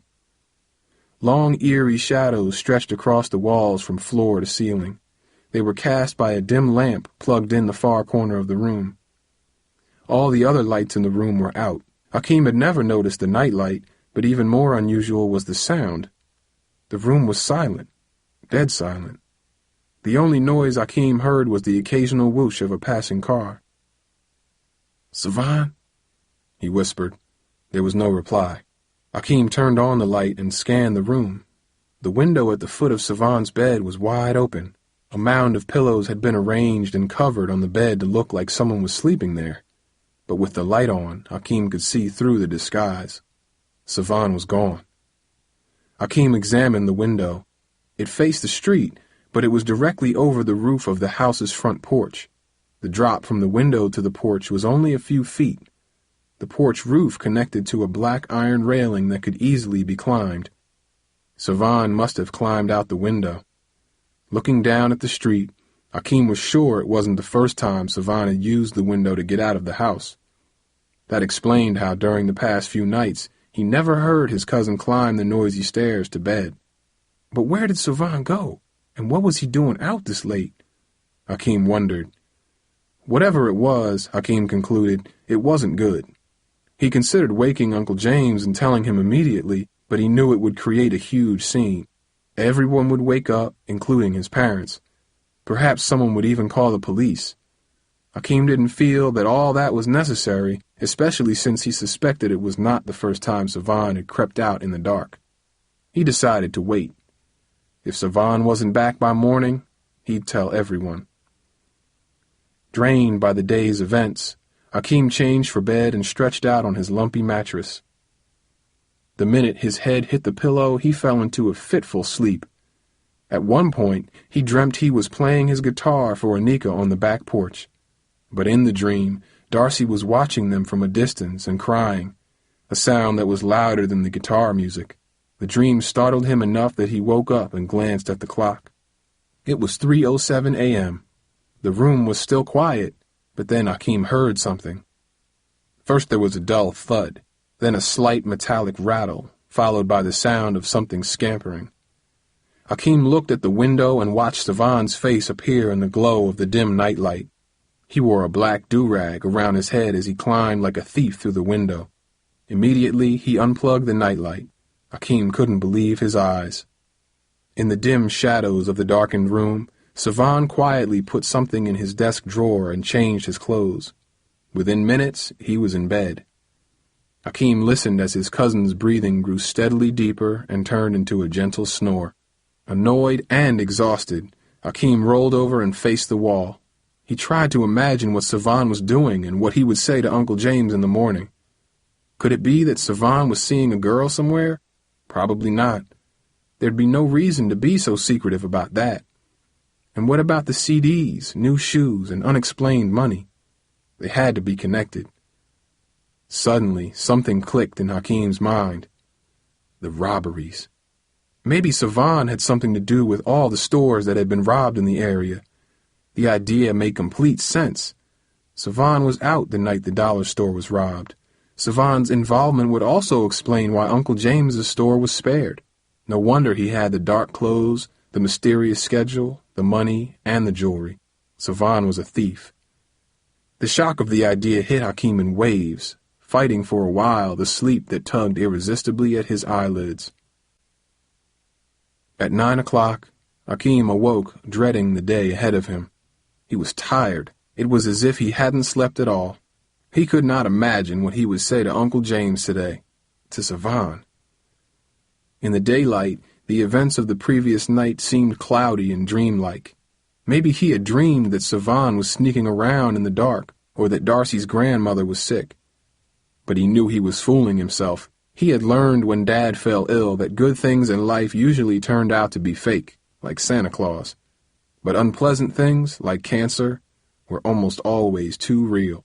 At least I don't have to work, Hakeem thought. It was the morning Uncle James had given him off so he could talk to Savan. That idea seemed like a joke now. If what he saw last night was true, Hakeem knew he should talk to Uncle James, not Savan. Still, what if what he had seen was somehow innocent? There was no way to know for sure unless he had proof. As Hakeem debated what to do, Savan snorted, rubbed his face, and got up. Without a word, he yawned and headed to the bathroom. Alone in the room, Hakeem glanced at Savan's desk. The night before, he remembered his cousin had put something in the top drawer before he went to sleep. Eyeing the desk, he wondered what it was. Hakeem listened. He could hear water running in the bathroom. Savan was probably brushing his teeth. That meant he still had a few minutes before he returned. Jumping out of bed, Hakeem rushed to the desk and opened the top drawer. It was filled with CDs, a few silver chains, an old watch, some pens, and several notebooks. Running his hands into the back of the drawer, he felt a curious bundle of papers wrapped in rubber bands. He grabbed the bundle and looked. It was a folded wad of cash an inch thick. Hakeem's eyes widened in surprise. Savan was the robber. Through the walls, he heard the abrupt clunk of the pipes, signaling that the water had been turned off. Savan would be back in seconds. He shoved the money back and closed the drawer. He had to face Savan, now. Hakeem heard footsteps coming up the hall. He took a deep breath and braced himself. "Savan, we need to talk," he said as soon as his cousin entered. "Huh?"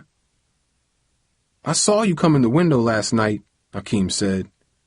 "Man, get out of my face," Savan said, rolling his eyes. "You tripping. I know what you were up to." "You don't know jack about me," Savan roared, the veins in his neck bulging. "I saw you put the money in your desk. I know." "What do you know?" Savan challenged, stepping closer to Hakeem. "I know enough to see that you're headed for trouble." "Why? 'Cause I don't come home early? 'Cause I won't spend another summer working at the store with my dad? Or is it 'cause I ain't Mr. Perfect like you, cuz?" Savan stretched the last word out as if it was a curse. "Savan, I'm trying to help you, man. I don't need your help. You think you're better than me. That's what this is all about," he hissed. "You can take your help and your guitar back to California for all I care." Savan's words hit Hakeem like a slap in the face. He'd done nothing wrong. He was trying to help, and yet he was being treated like the bad guy. "Man, you're the biggest punk I know, Savan," Hakeem said, unable to restrain his own anger any longer. "What you say? You think I like sharing this room with you? You think I wanted to leave my friends to be here? You think I like that my dad's sick and we lost our house?" Hakeem fumed, his hands shaking, the frustration of the past weeks spilling out like venom. "No, Savan, you didn't think of any of that because all you can think about is you." "Boy, you better shut your mouth," Savan exclaimed, moving his face inches from Hakeem's. "Oh, so now you're going to threaten me, right?" Hakeem challenged, his frustration at the past month's events fueling his anger. "You haven't done nothing except diss me since I got here. Go ahead, hit me," he goaded, shoving Savan back away from his face. "That's it," Savan barked, charging Hakeem like an enraged lion. Chapter 7. At dinner, the table was uncomfortably quiet. The metal clink of silverware was the only real sound during the meal. Hakeem could see the worry in his parents' faces as they ate. He knew they were thinking about tomorrow. He was, too. Next to them, Savan ate as if the pork chop on his plate was an enemy, stabbing his fork into it in tense silence. Even Charlene and Charmaine were subdued, eyeing everyone nervously as if they sensed that talking was bad. Hakeem considered alerting the family to Savan's plan, but he couldn't bring himself to do it. The idea of another clash with Savan made his head ache with stress. He could not imagine how the two would survive another day, let alone the whole summer or longer.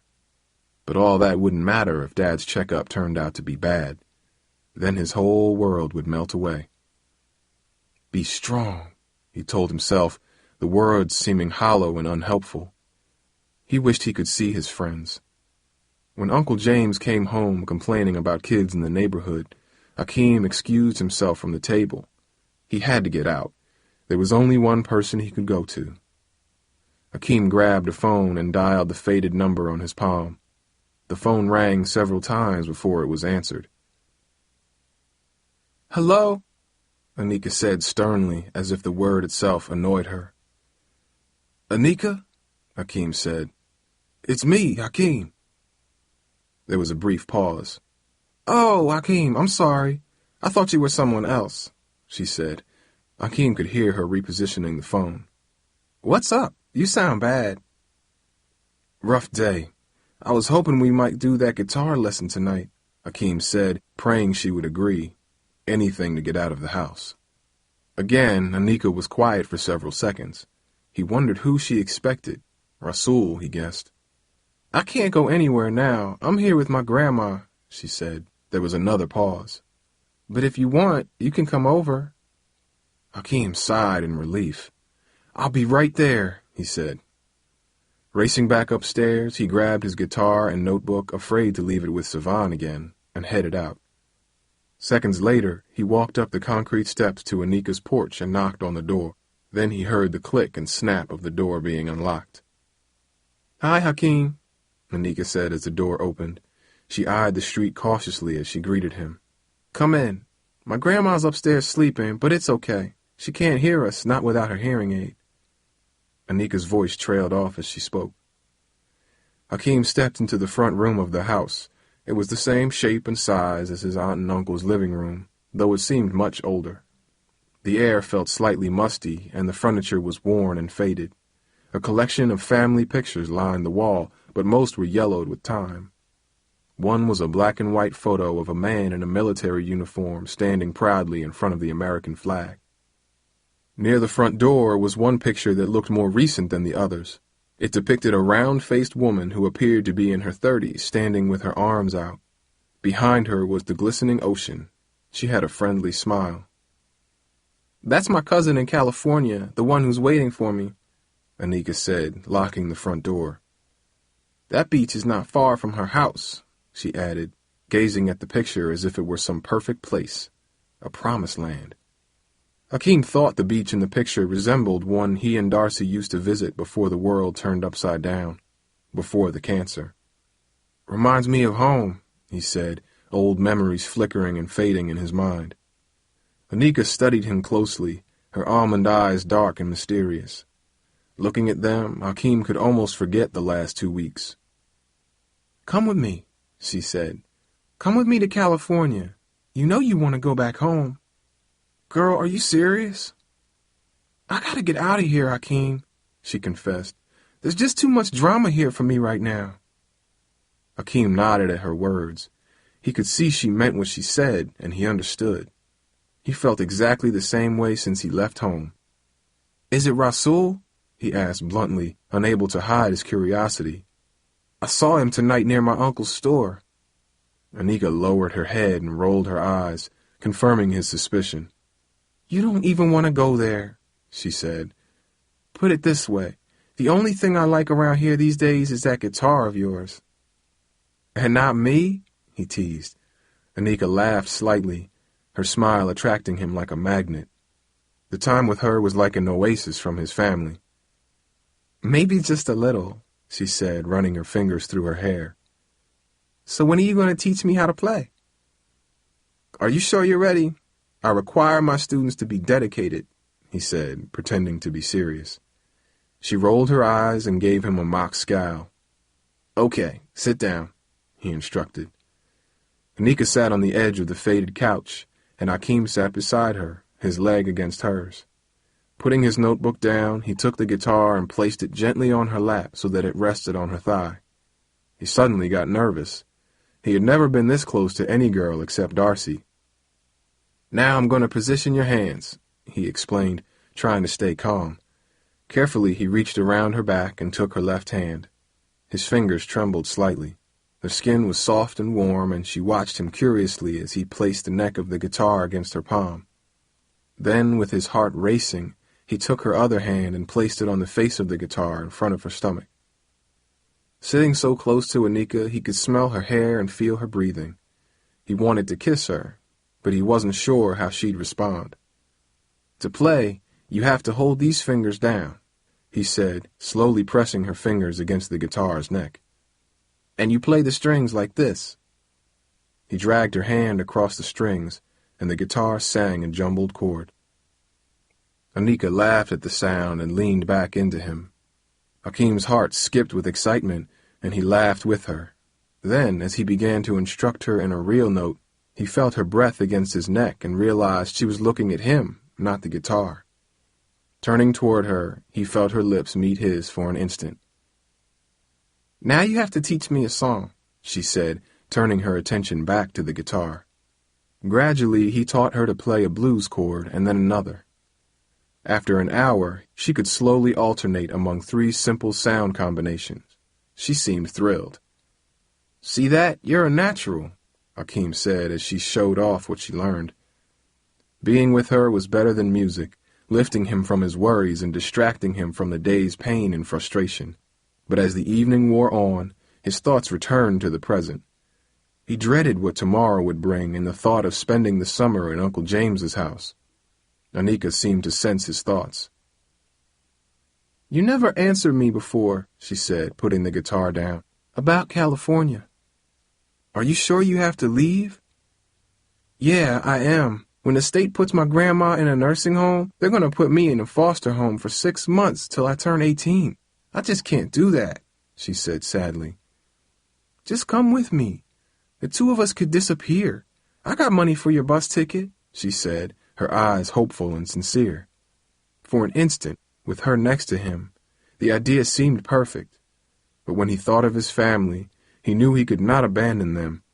And then there was school, something Anika seemed to have given up on. Her idea sounded nice, but it was a dream, an escape maybe, but not for him. "I can't leave my family, Anika. Not like that, especially not now. Are you sure there's no one here for you? Not even a friend?" "No," she said firmly, twisting away from him and getting up. "They're the ones I'm trying to get away from."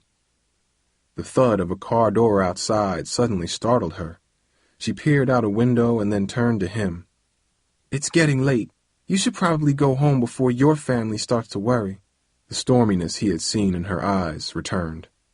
Hakeem stood up, surprised by the sudden change in her mood. "I'm sorry, Anika," he said at the door. "It's okay," she said. "Don't worry about it. I'll call you tomorrow." "Okay," she said blankly. "Goodbye." She locked the door behind him. It was 10:30 when Hakeem stepped back in his uncle's house. He knew his sisters and mother would be in bed, but he was surprised to see Uncle James and Dad talking when he entered. They stopped talking and stared at him when he closed the door. Dad's jaws were tight. Hakeem knew they had been having a serious talk. "So," Uncle James said unnaturally, raising his eyebrows and forcing a smile. "How is Anika this evening?" "She's fine," Hakeem replied, suddenly feeling as if he was under a spotlight. "That's one pretty girl, Hakeem, but she's trouble. Her grandmother's been trying to control her for years, but she runs in a bad crowd, that one. She got busted shoplifting a few times, even when Savan was dating her. He tried to help her, but she even drove him crazy, calling all the time, always needing something. But that was a few years ago. Hopefully she grew out of that, but I wouldn't know because she doesn't talk to us much anymore," Uncle James said. Hakeem squirmed inside. It felt strange to hear Uncle James talk about Anika, especially considering how little he knew his own son. "She seems fine to me," he said, feeling the need to defend her. "She wanted a guitar lesson, so I taught her how to play a few chords." "Mm-hmm." Uncle James raised his eyebrows, nodded, and looked at Hakeem with a devilish grin. "Leave him alone, James," Dad said. "Your uncle's just playing with you. I'm glad you found someone here, now that you can't see Darcy." Hakeem took a deep breath but said nothing. Even though his father meant well, the comment stung. Dad's words made Darcy seem like an old light bulb, something he could just toss away and replace. The truth was that he had broken up with Darcy because he had to move away. Their relationship was another victim of Dad's cancer, something else Hakeem knew he could never mention or complain about, even though it ached like an old wound. "Thanks, Dad," he said finally, trying to hide his sarcasm. "Savan upstairs?" Hakeem knew Savan would be there, but he wanted to change the subject. "Yeah, he said he wanted to go to bed early." "You all right, son?" Dad asked as Hakeem reached the steps. "Yeah, I'm just tired," he replied, going up the stairs, hoping Savan was already asleep. "Tired of all of you." Hakeem's jaw dropped as soon as he entered the bedroom.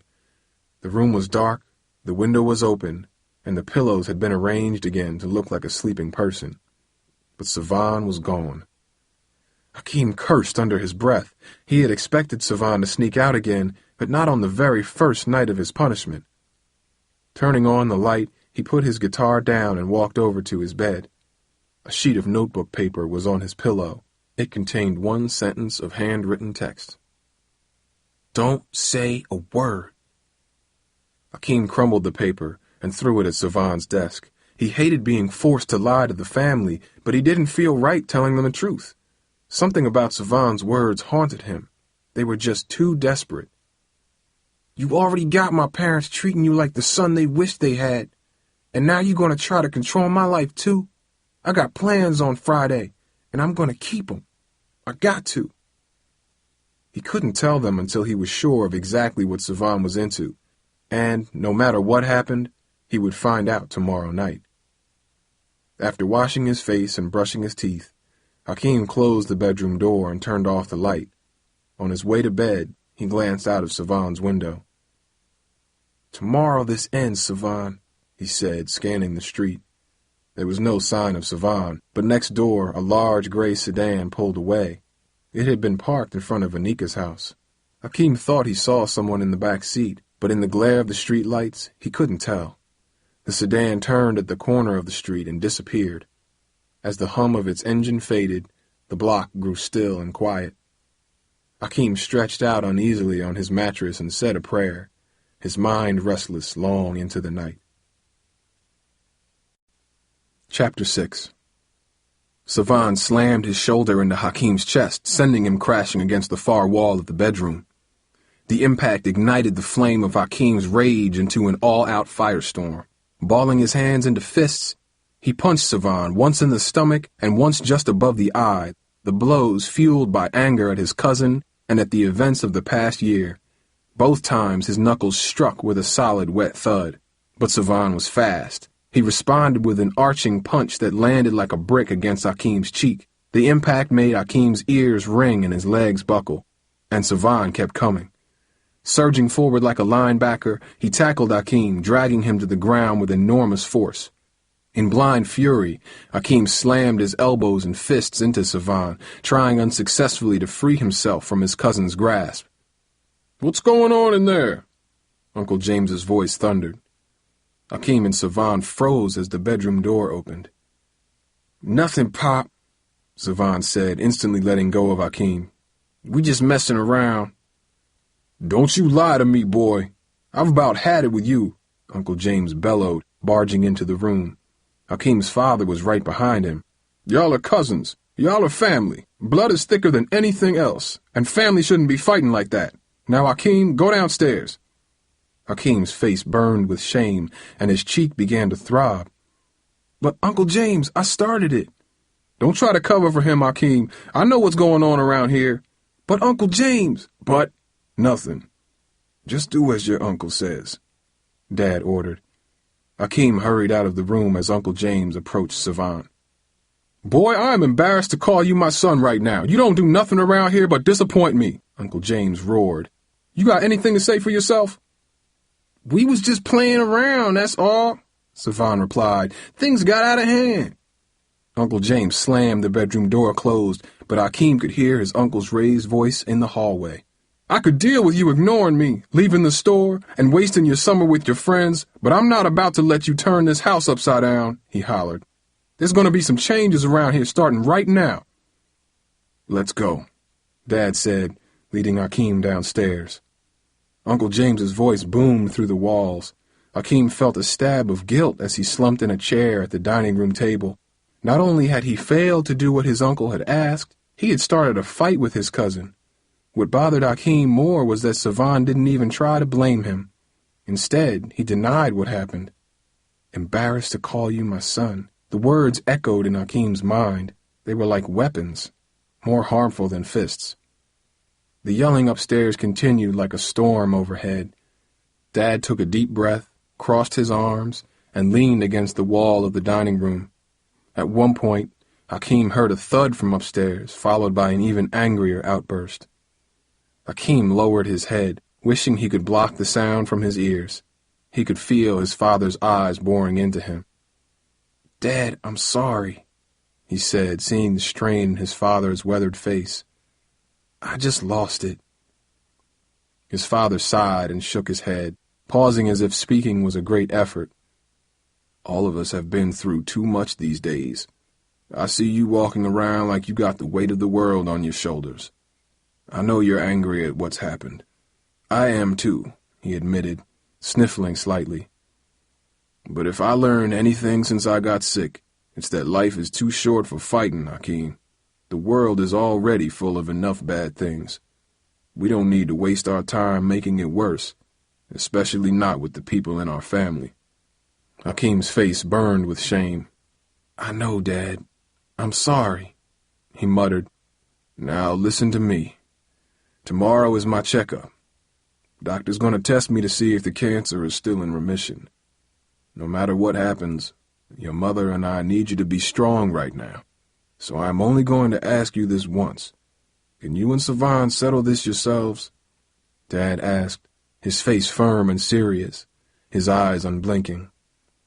Hakeem's mind snagged on his father's words, "Be strong." The advice pained his ears. Inside, he didn't feel like he had any strength left, not for Detroit or Savon or anything. "I'm tired, Dad," he wanted to say, but how could he? And what about Savon? Hakeem had no idea what to do with him. For some reason, Savon refused to even blame him for starting the fight. Probably because he was protecting himself, Hakeem guessed. By taking the blame for the fight, Savon never gave Hakeem the chance to reveal the hidden money. But what if Savon refused to point a finger at Hakeem for another reason? And what about the money? It probably came from robbing stores, Hakeem thought, but he wasn't absolutely sure. Savon's words were rude, but there was something else to them, something sad. Listening to Uncle James yelling in the distance, Hakeem could not bring himself to tell Dad or anyone else what he knew. Not yet. Not if it involved Savon getting in more trouble for something he didn't do. One way or another, Hakeem had to find out how Savon had gotten so much cash, and if it turned out that Savon was the thief, he would tell everyone then, not a moment before. And if it turned out that Savon was the thief, he would tell everyone then, not a moment before. "Yeah, Dad," he replied finally, trying unsuccessfully to meet his father's gaze. "It's like Savon said, just a misunderstanding. No big deal." "You sure?" Dad asked, moving closer. The back of Hakeem's neck began to sweat. His heart pounded like a piston. "Yeah, I'm sure," Hakeem said, trying his best to avoid his father's tired stare. Hakeem left the house an hour early. He could not look at his father, knowing the lie he had told, and he could not stand to be around Savon, who sulked in his room long after Uncle James left. While Hakeem got dressed, Savon refused to acknowledge him. Instead, he sat on his bed almost zombie-like, his body completely motionless. Hakeem tried twice to talk to him, but Savon put a Walkman on and turned it up so loud that Hakeem could hear it in the hallway. Hakeem headed straight to the laundromat Anika had pointed out the night before. She was the one person he could talk to. Glancing in the glass window, he spotted Anika inside talking to a tall, wiry young man with a sharp, angular face. Hakeem had seen the face before, the day his family arrived at Uncle James's house. It had made him uneasy. Inside the laundromat, a row of pale yellow washing machines thumped and shook loudly. A number of people sat in plastic chairs opposite the machines. A few were reading magazines. One was sleeping. Anika was in the back, involved in an intense conversation with the stranger. Hakeem walked back to meet her. "I told you, I can't do this anymore, Rasul," Anika said to the man. "I don't want any part of it." "Girl, why you tripping? This ain't nothing new." "I'm out, Rasul," Anika said, moving her hands as if she was pushing something away. You hear me? Out! Hi, Anika. Hakeem cut in, sensing she was in trouble. Hakeem! She exclaimed, surprise on her face. Who's this? Rasul asked, staring Hakeem up and down. Rasul, this is my cousin, Hakeem, Anika answered before Hakeem could speak. He's visiting for a couple days. Rasul's eyes narrowed slightly, but then he stepped back. Anika, I'll catch up with you later, he said, turning and walking away. Hakeem watched as he quickly left the laundromat. What's all that about? Hakeem asked. It's a long story, Hakeem. Rasul's my ex-boyfriend, and he's still trying to get back together with me, she said quickly, her eyes darting rapidly as she spoke. I hope you don't mind me calling you my cousin. It just made things easier. When Rasul gets jealous, he can get ugly, she added. Hakeem studied her face. He didn't know whether to believe her.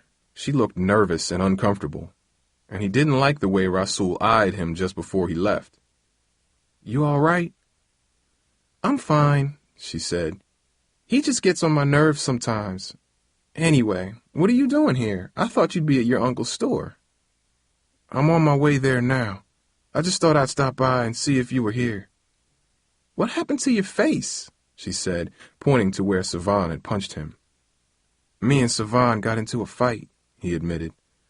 Oh my God, I can't believe he hit you, she said, running her hand near the welt on his face. I know that boy has a big mouth, but he don't go around hurting people. At least he didn't used to. He didn't this time either. I pushed him first, Hakeem admitted. I feel bad now 'cause Uncle James was really rough on Savan. You tried to talk to Savan about it? I did, but he wouldn't let me. I shouldn't have shoved him, Anika, but he got me so mad that I lost it, Hakeem grumbled, angry at himself. Believe me, I know about that. Back in the day, Savan was always on my case, trying to tell me who I shouldn't be friends with and which places I shouldn't go. He was bossing me just like his father bossed him. Finally, we broke up, 'cause all we did was fight all the time, Anika explained. Hakeem felt his eyes twitch. He didn't like to hear about Anika and Savan, though he was curious. Even if it was old news, it still bothered him, adding jealousy to the sour mix of emotions he had for his cousin. Through the corner of his eye, Hakeem noticed the time on a dusty wall clock. I gotta go. I'm glad you came to visit me, Anika replied, her eyes pulling him out of his thoughts. Maybe we can see each other later. That is, if you're not too busy. Hakeem could not help but smile. I'll see if I can fit you in my schedule, he teased. Call me, she said, grabbing his hand and writing on it. Here's my number. Girl, you're crazy, he said, looking at the ink on his palm. Call me later, she said with a wave and a smile. At 4 o'clock, Hakeem leaned against a dumpster in the back of the furniture store. He had just loaded a sofa onto a truck, and he was taking a break. He and Uncle James had barely spoken all day. Once Hakeem had tried to apologize for what happened, but Uncle James had cut him off before he could really say anything. No, Hakeem, I'm the one who was sorry. I asked you to keep an eye on him, and I shouldn't have done that. You were just trying to do what I told you. You got nothing to apologize for, he had said. But I pushed him first. Hakeem, you don't have to stick up for him. I know what happened. I'm not, Uncle James. Hakeem, it's done. Savan isn't going to hit you again, not while he's living under my roof. And he ain't going to leave the house for a week either. The time inside will do him good. He's got a lot of thinking to do, Uncle James insisted. Maybe then he'll get his butt back in the store where he belongs. Hakeem wanted to protest, but he could see Uncle James had made up his mind.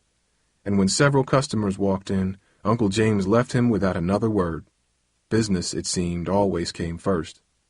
Frustrated, Hakeem busied himself in the back of the store and stayed out of Uncle James's way. Still, he had a queasy feeling about Uncle James's decision. It meant Savan would be in the house all the time, and he was almost certain to be even angrier than before. And what about Savan sneaking out the window each night? Uncle James knew nothing about that. Hakeem was sure Savan would do it again, especially tomorrow, Friday night, the time Savan and his friends had made plans. The same day Dad was going to the doctor. Hakeem shuddered with a growing sense of dread, a feeling that increased as the day wore on. "Look at your face," Mom exclaimed when she picked up Hakeem at work. She, Aunt Lorraine, and his sisters had not been home when the fight broke out. They had left early for a full day of sightseeing in the city. "What did he do to you?" "Nothing, Mom. I'm fine," he replied, feeling his swollen cheek. "We just had an argument, that's all." "Well, your father told me that, but he didn't say nothing about your face." "Just don't say anything to Savon, okay? That will only make things worse," he said, leaning back in the seat and trying to hide the bruised part of his face. "That cousin of yours doesn't give me a good feeling at all," Mom said, driving the car out of the parking lot. They passed two young men walking by the small shopping plaza. One of the guys was Anika's friend, Rasul. He pointed toward the dollar store as he walked. "Well, he won't be going anywhere for a week at least," Hakeem said. "Uncle James grounded him." His mother nodded and then turned to him. "You two gonna be okay in that room by yourselves?" "Yeah, we'll be fine," he lied, telling her what he thought she wanted to hear. "Say your prayers for your dad tomorrow. I'm worried about what the doctors might find," his mother admitted. "I will, Mom," he said, avoiding her eyes again, fear lurking in his own heart. As they parked in front of the house, Hakeem's pulse quickened. He wished he could avoid Savon, but he knew there was no way. He had to try to make peace with him. On the front porch, Hakeem heard the sounds of his sister's laughter followed by the sounds of Savon's voice coming from inside the house. "I told you were rugrats. Two little rugrats from California," Savon said amidst the girls giggling. Hakeem opened the front door to see Savon sitting on the couch tickling Charmaine and Charlene, who rolled gleefully on the floor to escape him. All three of them stopped as soon as Hakeem entered. "What happened to your face?" Charmaine asked. "You got a big bruise right there," Charlene added, pointing to it. Savon stood up suddenly and headed up the stairs. Hakeem cringed, looking for a way to escape their questions. "Would you mind your own business and leave your brother alone?" Mom jumped in. "He bumped his face at work today." The girls seemed satisfied with their mother's explanation, though they stared at his bruise as if their eyes were glued to it somehow. Without waiting for more questions, Hakeem followed his cousin up the stairs. Savon was sitting at his desk, writing something in a notebook when Hakeem entered. "I'm sorry for pushing you," Hakeem said, the words rushing awkwardly out of him. "And I'm sorry your dad punished you. He wouldn't listen to me when I tried to tell him what happened." "Man, I don't need your apology," Savon said, his voice heavy with resentment. "You could take that someplace else, 'cause I ain't having it." Hakeem closed the door. "Look, Savon, I don't know what you're into." "That's right, you don't," Savon barked. "So just stay out of my business." "Savon, your dad's the one who told me to keep an eye on you," he cut back, trying to explain himself. "I didn't tell him, but I know you're planning to sneak out tomorrow night." "Man, I don't care what my dad said. You ain't my babysitter," Savon countered, his face an expression of outrage. "This is my house, my room. You already got my parents treating you like the son they wished they had, and now you're going to try to control my life too?" Savon's voice wavered slightly. "Yeah, I got plans on Friday, and I'm going to keep them. I got to. Not you, not Dad, not anyone is going to stop me. Just keep your mouth shut and stay out of my face." Savon turned on his stereo and cranked up the volume. Hakeem was speechless. Chapter 8. Hakeem woke up the next morning to a dreary sky. The room was cool, and the sunlight that usually spilled through Savon's window was replaced by a dull gray glow. Savon, Hakeem noticed as he glanced at the breathing mound of blankets, didn't seem to mind. He slept soundly as if the events of the previous day had never happened. A new pair of shoes, thick black boots, were on the floor next to the bed. A stack of brand-new CDs was on his desk. It seemed Savon was always buying something. But with whose money? Hakeem thought bitterly. Downstairs, Hakeem poured a bowl of cereal and tried to hide his worries. "You and Savon getting along any better?" Dad asked, sitting next to him. "Any problems last night?" "We're cool," Hakeem replied between spoonfuls of cereal, The lie was automatic, but for now he didn't care. Until he found out what the doctor said, Hakeem felt like his life was stuck on hold somehow. It was as if an invisible bomb, cancer, was falling and everyone was waiting to see where it landed. Until he was sure, Hakeem would lie about Savan, his feelings about the move, and his sadness about his friends. Anything to keep the peace. Besides, he could see that his father was completely distracted. Sitting across the table, he stared blankly at his plate, his eyes focused on something no one else could see. Upstairs, Hakeem hurried to get dressed as Savan slowly woke up. "So, you seeing Anika?" He mumbled sleepily, his head partially hidden by his pillow. "How is she?" "What do you care?" Hakeem challenged, feeling a ripple of jealousy for Savan and the past he had had with Anika. "You just better watch yourself, cuz," Savan said with a yawn. "That girl's bad news. She runs in the wrong crowd. She steals stuff." "Like you should talk," Hakeem snapped in outrage. "I can't believe you snuck out the first night you were punished. I'm tired of covering for you, man." "Oh, get out of my face. I already covered for you big time with the fight. You didn't take any blame for that, even though you started it," Savan growled, sitting up in his bed. Hakeem ignored his comment and searched for his notebook, not wanting to leave it with Savan again. His guitar rested exactly where he had put it the previous night, but the notebook was missing. Savan watched him curiously. "You take my notebook again? I know you already read it once," Hakeem accused, remembering the other night when Savan mentioned Darcy's name. "No, I didn't take it, but I did look at it. That's 'cause you left it laying around on the floor where I tripped on it. I was going to throw it away until I checked and realized it was yours. Maybe I read a little bit too, but you can't tell me you don't look at my stuff when I leave it out." Hakeem scratched his head, unwilling to get into this fight now. He had to find his journal.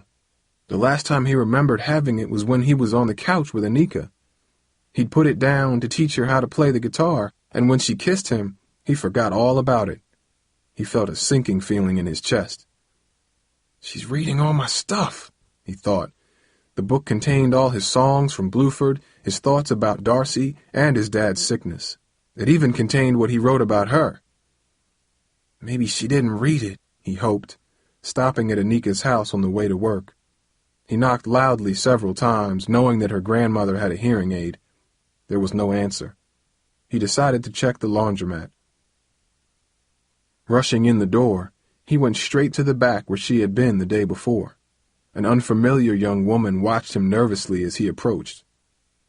"Can I help you?" "Is Anika here?" he asked. "No, she don't work on Fridays." Hakeem shook his head in frustration. By the time he'd see her, she'd probably have read his entire book. Still, there was nothing he could do now. He had to get to work. At the furniture store, the morning dragged by like a boring movie. Hakeem looked at the clock periodically, thinking that hours had passed, only to discover that less than half the time had gone by.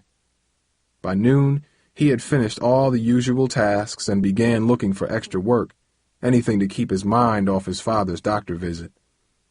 After lunch, he swept the parking lot outside the store and pulled the scraggly weeds that grew between the cracks in the asphalt. By late afternoon, when his mother hadn't called, he began to worry. Even Uncle James seemed edgy. "I know what you're thinking, Hakeem, but don't worry. These medical tests can take all day sometimes," he said. But Hakeem noticed Uncle James checking his watch often. At 4 o'clock, he even sighed out loud. "Whatever happens, Hakeem, I want you to know we'll take care of you. You always got a home here with us," Uncle James said at 5:15. The comment scared Hakeem more than it calmed him. It sounded final, as if Dad was going to get sick again, or worse. It wasn't until 6:30 when Hakeem saw the Nissan pulling slowly into the lot that his stomach trembled and he began to feel sick. "I'm sorry I'm late," Mom said as she stepped out the car. "The test took forever, and then traffic, and by the time I dropped your father off—" "I don't care, Mom. Tell us what the doctor said," Hakeem asked. His mother's face beamed, and she flashed a wide smile. "He's okay, baby. He's okay." "Really?" Hakeem said, almost not believing the news as his mother's arms wrapped around him. Tears rolled down his face. "Detroit's been good to us," she explained, her own tears mingling with his. "I don't know if it's your aunt's cooking, the extra rest, or just getting away from all the financial stress, but your father also gained 4 pounds." "Really?" Hakeem repeated. He had so expected bad news that he didn't know how to respond to anything else. "The doctor said he's all clear. He can even start light work in a few weeks." "That's it. The store is closed tonight," Uncle James said. "We're celebrating." The news was the best thing Hakeem had heard in months, and for once his heart soared free of the burden it had been under for weeks. "Thank you, God," he thought to himself, leaning back in the car seat, the news seeping deeper into his mind like rainwater. As he listened to his mother gush about how happy she was, the worry that had quietly gripped his heart for so long began to let go. In its place, a mix of emotions that he'd buried away began to quell and bubble inside him like steam from a quenched fire. Since Dad's illness, Hakeem had done nothing but work, assist, support, and help. In that same time, he'd lost his school, his home, his friends. Now, with Dad okay, he could no longer ignore how alone he had become. And as Hakeem thought of the months ahead, it only seemed like it would get worse. "Stop feeling sorry for yourself. At least Dad's okay," he thought as they drove home through the evening traffic. Yet Hakeem could not shake the tinge of gloom that began to creep into his thoughts, despite the news of his father's victory over cancer. As Mom parked the car, Hakeem looked over at Anika's house. A light in the second-floor bedroom was on. Anika must be home, he thought. Inside, Hakeem went straight to his father to celebrate. "I heard the good news, Dad. Someone's gaining weight," Hakeem said, patting Dad's stomach playfully. "It's all that cooking your aunt's been doing," Dad joked as he hugged Hakeem. "And it's because of your help, son. You're really helping out, and I want you to know it," he said as they embraced. "Thanks, Dad," Hakeem said, loosely hugging his father. He was grateful, but even in his father's arms, he felt uneasy. Though he hid it, he was not completely happy, not with his heart divided about the move, not with Savan watching him, not with the knowledge that he'd start the school year in the fall without friends, not with Anika leaving. "What's wrong with me?" he thought, angry at himself for being unable to fully enjoy the moment with his family. After dinner, Hakeem headed over to Anika's house. His father's news made the notebook seem less important, but what Hakeem really wanted was to see Anika. As he stepped up the front stairs, he noticed her house was dark except for the upstairs light. But then something else caught his eye. The front door was slightly ajar. It just didn't seem right. Hakeem knew Anika wouldn't forget to lock a door. She was smarter than that. "Anika!" Hakeem spoke out. The house was deathly silent. "Hello?" he said, louder this time. Still no answer. He gently nudged the door and it opened halfway with a slight squeak. The familiar musty smell leaked into his nostrils. Hakeem looked back at his uncle's house and then the other way. He saw no one nearby on the street. In the distance, a group of kids hung out under the streetlight on the corner, but no one seemed to notice him. "Anika!" he yelled and stepped inside. Other than the open door, the outside of the house was the same as before. But in the living room, Hakeem noticed that the picture of Anika's cousin had been removed. He examined the spot where it had been. A tiny nail was still lodged in the wall where it hung. The remaining photos were undisturbed, a line of strangers gazing at the vacant living room. A tremor raced down Hakeem's spine. He moved to where he had sat with Anika the night before. He saw the place where he had put down his notebook, but it wasn't there. Walking over to the bottom of the stairway, he could see dim yellow light coming from upstairs. "What if someone is hurt?"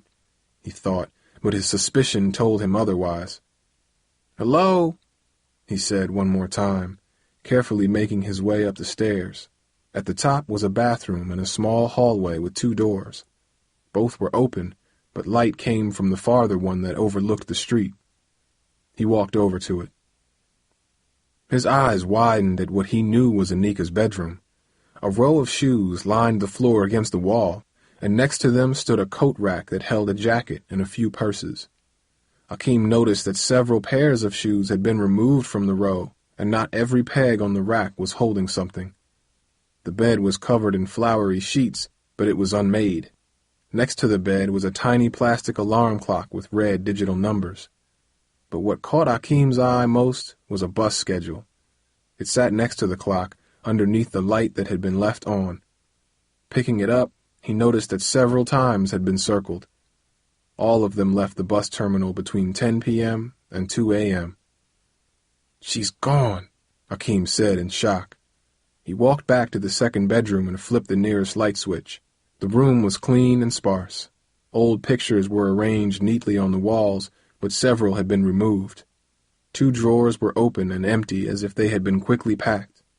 The bed itself was unmade, but a pile of folded laundry had been positioned on a nightstand. A note written in large letters was left on top of the pile. "I love you, Grandma. Sorry I had to leave. The nurse will be here this afternoon to take you to the care center. Your bags are packed downstairs. I put Grandpa's picture in the bag for you. I know you'll be in good hands. Thank you for understanding. I will call you when I can. Don't worry about me. Love, Anika." Hakeem noticed 2 tiny circles on the bottom of the paper, as if teardrops had landed on there. His hands shook as he put the letter back, his own eyes moist. Looking at the room, Hakeem knew what Anika said the other day was true. The state people had come for her grandmother, and she had run away to avoid foster care. He hated her decision, but he couldn't help but admire her. Alone, in an impossible situation, she did the best she could for her grandmother, staying as long as possible without anyone to help her. And when she knew there was nothing more that she could do, she took a bold step and went where she wanted to be. It was a decision he envied, even as he dismissed it as a fantasy the night before. "I'll miss you, girl," he said aloud as he descended the stairs. Once outside, he carefully closed and locked the door behind him, treating the empty house as if it were the grave of a loved one. Hakeem went straight upstairs as soon as he got back to Uncle Jason's. His family, including Savan, was in the living room eating ice cream and watching TV. On the screen, a police car raced through a crowded city in pursuit of a criminal.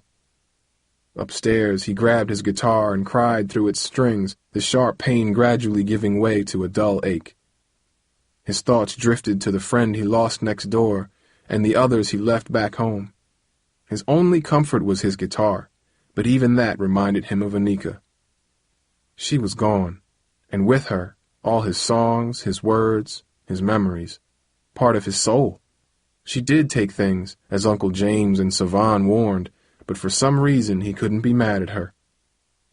Putting the guitar down, Hakeem stretched out on his bed and imagined what it would have been like to take the bus with her back to California. He pictured being dropped off at Bluford, a place that seemed farther away each passing day. He tried to envision his friends and how they would welcome him, but instead all they did was wave goodbye. And as his tired eyes closed, Hakeem resigned himself to a simple, undeniable fact. He had never felt more alone. Chapter 9. The night faded into a blur until Hakeem heard a thud and glanced up at his clock. It was 12:15. Immediately he felt as if his stomach sank through his mattress onto the floor. Savan. It was Friday night. He had to know for sure about Savan. Hakeem bolted upright in his bed. The room was dark except for the nightlight, but even in its dim glow he could see that Savan was gone. Hakeem cursed himself for falling asleep. But then, just above a whisper, he heard it. A thin metallic squeak. Then a soft thud. Hakeem peered out the open window. Someone was walking away from the house. It had to be his cousin. Scrambling out the window, Hakeem nearly rolled off the roof, a drop that would certainly break bones. Unused to the roof, he fumbled at the iron railing before finally getting a good grip. The iron protested his weight with a slight groan, but it held him, and he carefully climbed to the ground, his hands moist from dew that covered the metal. On the street, A dog barked somewhere in the distance. Hakeem heard a truck pass on the block behind Uncle James's house, but his street was quiet. Savan was on a far corner, heading toward the avenue that led to his father's furniture store. He was heading straight to the area where all the robberies occurred. Hakeem rushed to get closer, but had to wait at a cross street as a dark SUV drove past, its stereo rumbling like a rolling earthquake. Hakeem wondered what he would do if it turned out Savan was a thief. He didn't know if he could snitch on his own cousin. Telling Uncle James was one thing, telling the police was something else. He hoped Savan wasn't going to put him in a position where he'd have to decide. But as he trailed his cousin closer and closer to the trouble spot, he grew more certain that his worst fears about Savan were true. Just as Hakeem had cut the distance between himself and his cousin in half, Savan darted into a side street lined with cars and then squeezed through a broken fence that surrounded a parking lot. Hakeem began to get scared. Once he took the turn into the lot, he was disoriented. He wasn't sure if he could find his way home alone, and yet no one knew where he was. Even if he saw a police officer, what could he say? "Excuse me, officer, I'm trying to make sure my cousin doesn't rob a store," he thought angrily.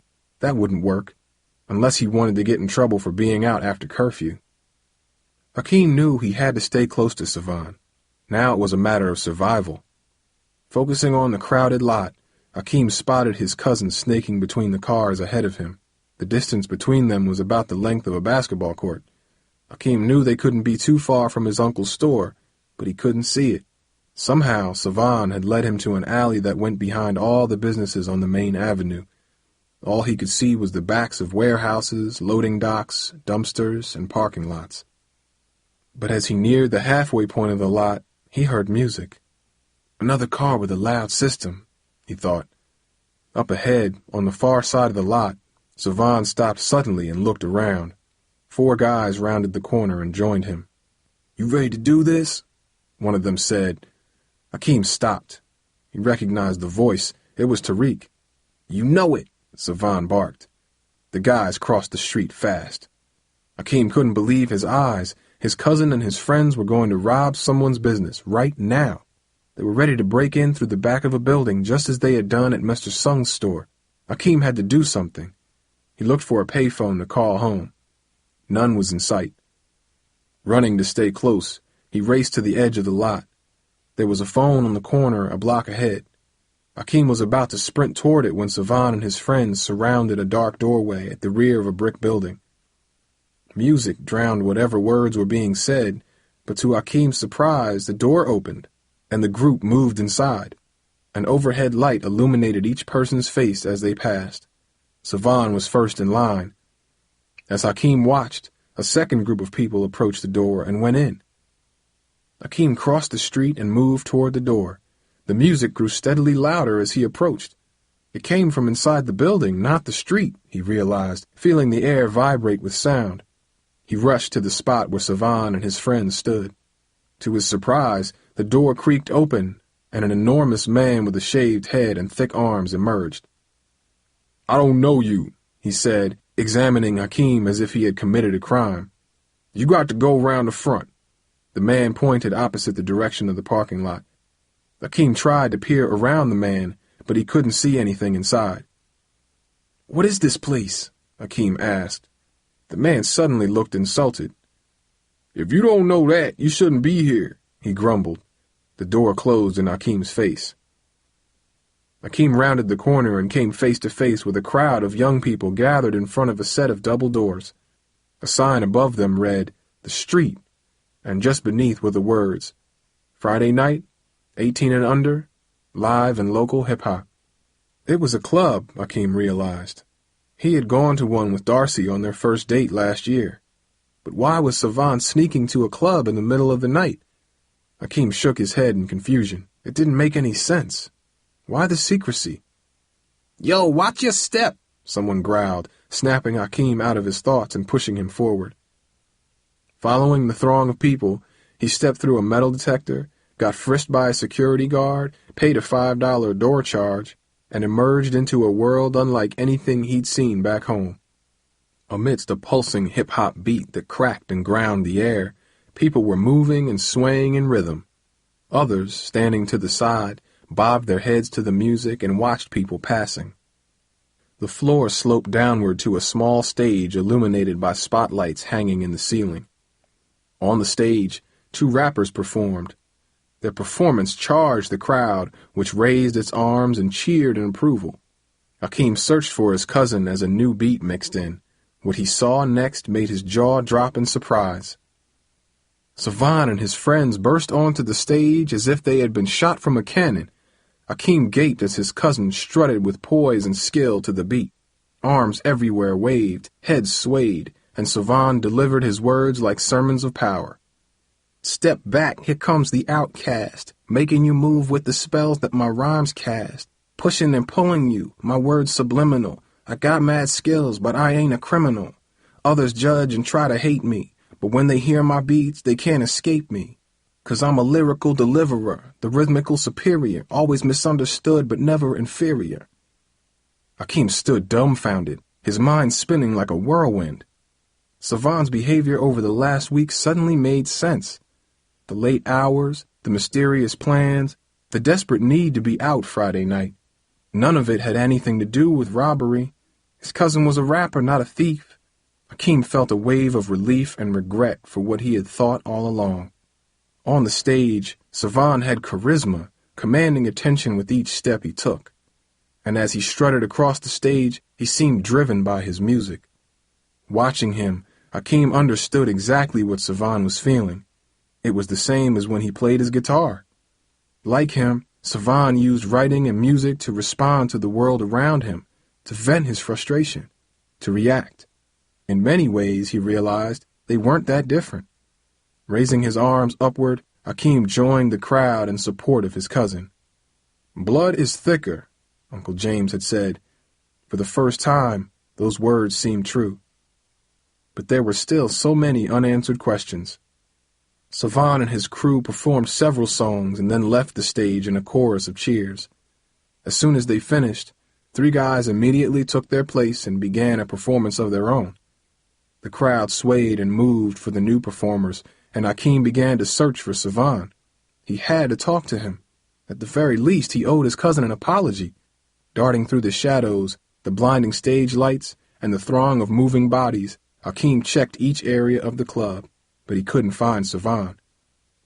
Near the main stage, a teenager bumped into him and offered to sell him drugs. "I got what you need, man," the kid said. "I'm cool," Hakeem replied, stepping away. Similar things had happened at Bluford, but here, alone in an unfamiliar place, he didn't feel as safe. He looked at the clock. It was already past 2:30 a.m., and he still had the unfamiliar walk home. Then he had to climb back in the bedroom window and try not to wake his family. Lost in a sea of strangers, Hakeem began to worry. He decided to check the men's restroom. If Savan wasn't there, he'd try to walk back alone. The bathroom was crowded when he stepped in, but Hakeem noticed that everyone in there was standing around talking. In the far corner, 3 guys were huddled together. One was counting money. The tallest of the 3 nodded at Hakeem. "What you looking for, man?" he asked. "Maybe I could help you find it." Several guys in the bathroom laughed. Hakeem's instinct told him to leave. "My cousin," Hakeem replied, turning away. "Ain't no cousin of yours in here. I ain't ever seen you before. Where you from?" Hakeem turned to leave and bumped into the kid who tried to sell him drugs outside. "Yo, watch your step," the kid said. Hakeem tried to go around him, but the kid moved to block his path. "What you running from, man?" came the first voice. Before he could move, Hakeem felt someone grab him from behind, tugging him away from the door. Several hands began checking his pockets for money. "You got anything for us?" "Get off me," Hakeem commanded, twisting unsuccessfully against them. Within seconds, he was completely surrounded. He knew something bad was about to happen, but he was powerless to stop it. Then, like an explosion, a familiar voice boomed, "Let him go!" Hakeem turned back to see Savan, Tariq, and their friends. "That's my blood, yo! That's my cousin! Let him go!" Hakeem felt the grip on him loosen immediately. "Why didn't you say you was Savan's cousin?" one kid said, looking at Hakeem in disgust. "Come on, cuz, we gotta bounce," Savan said, pulling Hakeem away from the circle of young men. In an instant, Hakeem was outside with Savan and his friends. He felt embarrassed as he looked at their serious faces and struggled to shake off the attack. "I gotta get this boy home before he gets me in more trouble," Savan explained. Then he shook hands with the members of his crew. Seconds later, he turned to Hakeem. "Let's go," he said firmly. Together they crossed the parking lot in dark silence, as if neither knew how to talk about what just happened. Hakeem had much to say, but he didn't know where to begin. He was grateful for his cousin's help and impressed with his performance. And more than anything, he was relieved that Savan was not the thief he imagined. Yet he was also angry. Had Savan treated him differently, just told him the truth, he would not have snuck around in the dark. He would not have been forced to lie to his father. He would not have ended up trapped in a bathroom by a gang. As they walked, Hakeem's anger nearly held back the apology he knew he owed his cousin. "What were you thinking?" Savan asked finally, breaking this silence. "If Tariq didn't see you go down into that bathroom, you'd have got a beat down. Everybody knows not to go in that bathroom after midnight. It's dangerous," he said. "I was looking for you," Hakeem replied. "Why? So you could lecture me like Dad about how I was throwing my life away, doing something stupid, hanging with the wrong crowd?" he said, shaking his head. "I ain't having that." "No, Savan," Hakeem said, swallowing his pride. "I was trying to find you to apologize because I had you all wrong. You were good up there tonight, the best rapper on that stage." Savan's eyes widened at Hakeem's comment, as if kind words from someone in his family were not what he expected. For several minutes they crossed the quiet streets without a word, but then Savan kicked a can along the curb and turned to Hakeem. "Know what my pops did when I told him I make money rapping in clubs and house parties? He told me I need to get a real job before I ended up in jail. Since you showed up, he only got worse. Now he don't say nothing to me except how good you are and what a disappointment I am," Savan said bitterly. "I'm sorry, Savan," Hakeem said, beginning to understand his cousin's frustration. In his attempt to guide Savan, Uncle James was treating him unfairly and pushing him away. If it weren't for his friends, Hakeem realized, Savan would be completely alone too. "You ever try to talk to him?" Hakeem asked. "Talk," Savan scoffed. "He don't listen to me. All he cares about is work." Again, Hakeem heard the pain in Savan's voice, and he knew there was some truth in his words. But he also knew it wasn't easy to talk to Savan, and he had seen Uncle James's deep concern for his son, though Savan couldn't see it. "I was just hoping you could talk some sense into him," Uncle James had said days ago. "You two need to talk. I mean really talk," Hakeem suggested. "You don't understand, cuz. I tried talking to him months ago. I told him that me and the boys had been rehearsing and stuff. I even asked him if he wanted to see us perform, but all he could talk about was the store and how he needed me there all the time. I was like, but Dad, I've been working here since I was 12 years old. Can't I do my own thing for once, just on weekends? He told me no, that I was going to be wasting my time or something. He don't even know what I do, and he starts acting like I'm becoming a criminal. You know what it's like to have your own father disrespect you like that?" Savan asked, his voice wavering slightly. "I know you don't because your dad believes in you," Savan answered his own question. "The way I see it, if my dad can't support me, why am I going to spend the rest of my life doing what he says? Besides, he don't need me anyway. He's got you," Savan said as they turned the corner. "The day you and I fought, he said he was ready to kick me out. I'm done with him and he's done with me," he added bitterly. For an instant, Hakeem almost thought he saw Savan's eyes water, but he said nothing, letting his cousin recover. As they neared the house, Savan stopped suddenly, his eyes wide open. "Oh, no," he said heavily. Hakeem followed Savan's gaze toward the house. All the lights on the first and second floor were on. That could mean only one thing. Someone had discovered they were out. "We're busted," Savan added. "Dad's going to kick me out." "No, he's not," Hakeem assured him, imagining the look on his own father's face when he discovered his empty bed. He could almost feel Mom worrying about him as he neared the house. "We'll talk to them together." "Don't you get it, cuz? I can't sit through Dad ripping me, not again," Savan said. He looked defeated. The fearless stage performer was now suddenly human, a boy fearing the wrath of his father. "I can't do it." Hakeem stood next to him. "Savan, you're not in this alone. I got your back. We'll talk to them together as a family. I'm serious. Come on," he urged. Savan looked at him, took a deep breath, and then stared at the front door. "You go first," he said. Chapter 10. "There they are," Aunt Lorraine cried as Hakeem and Savan walked in the door. "We were worried sick about you." "Are you okay?" Mom asked, rushing over to Hakeem. "We're fine," Hakeem said, gently shrugging away from her. Uncle James tore into the room and glared at his son. "Being a screw-up wasn't enough. Now you're going to drag your cousin into your mess, too? But, Dad, shut your mouth, boy," Uncle James yelled. "I told you last time I wasn't playing, and you pushed me. You want to ignore my rules? Then you can get out of my house. Maybe then you'll learn something. You best start packing," he commanded. Hakeem watched in anger as Savan's fears became true. "Easy, James," Dad said. "I'm sorry, but this doesn't concern you. This is between me and my son."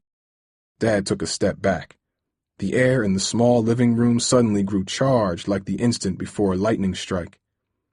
"You see, Hakeem," Savan said, tears in his eyes as he walked toward the stairs. "He don't listen to me." "Wait, Savan," Hakeem urged, the silence he held for so many months beginning to crack. Everyone in the room turned to him. "Hakeem, you don't have to cover for him," Mom said, looking at the bruise Hakeem still had on his face from his fight with Savan. "I'm not covering for him," Hakeem said, struggling to contain the fury in his chest. "All of you, listen to me. You got us all wrong. Savan practically saved my life tonight." "What?" Uncle James asked. Mom turned in surprise. "What are you saying, Hakeem?" Dad said. "All of you been acting like Savan's a criminal, and I'm this perfect person. That's not fair, and it's not true," Hakeem yelled, his hands shaking with emotion. Everyone gaped as Hakeem recounted the entire week, including his early fears about Savan, the details he hid from his father, and the dramatic events he experienced at the club. All the adults except James reacted in surprise, especially when Hakeem told them about Savan's performance and the incident in the bathroom. Hakeem even mentioned the conversation he and Savan had outside and how much Savan doubted Uncle James would listen to him. "I didn't tell you the whole truth this week because I wasn't sure what it was, but I'm sure now," Hakeem concluded. "The truth is that Savan isn't doing anything illegal, and if you saw him tonight, you wouldn't be disappointed in him, Uncle James. You'd be proud." "Hakeem, I appreciate what you're trying to do here, but I don't need your advice about how I should raise my son.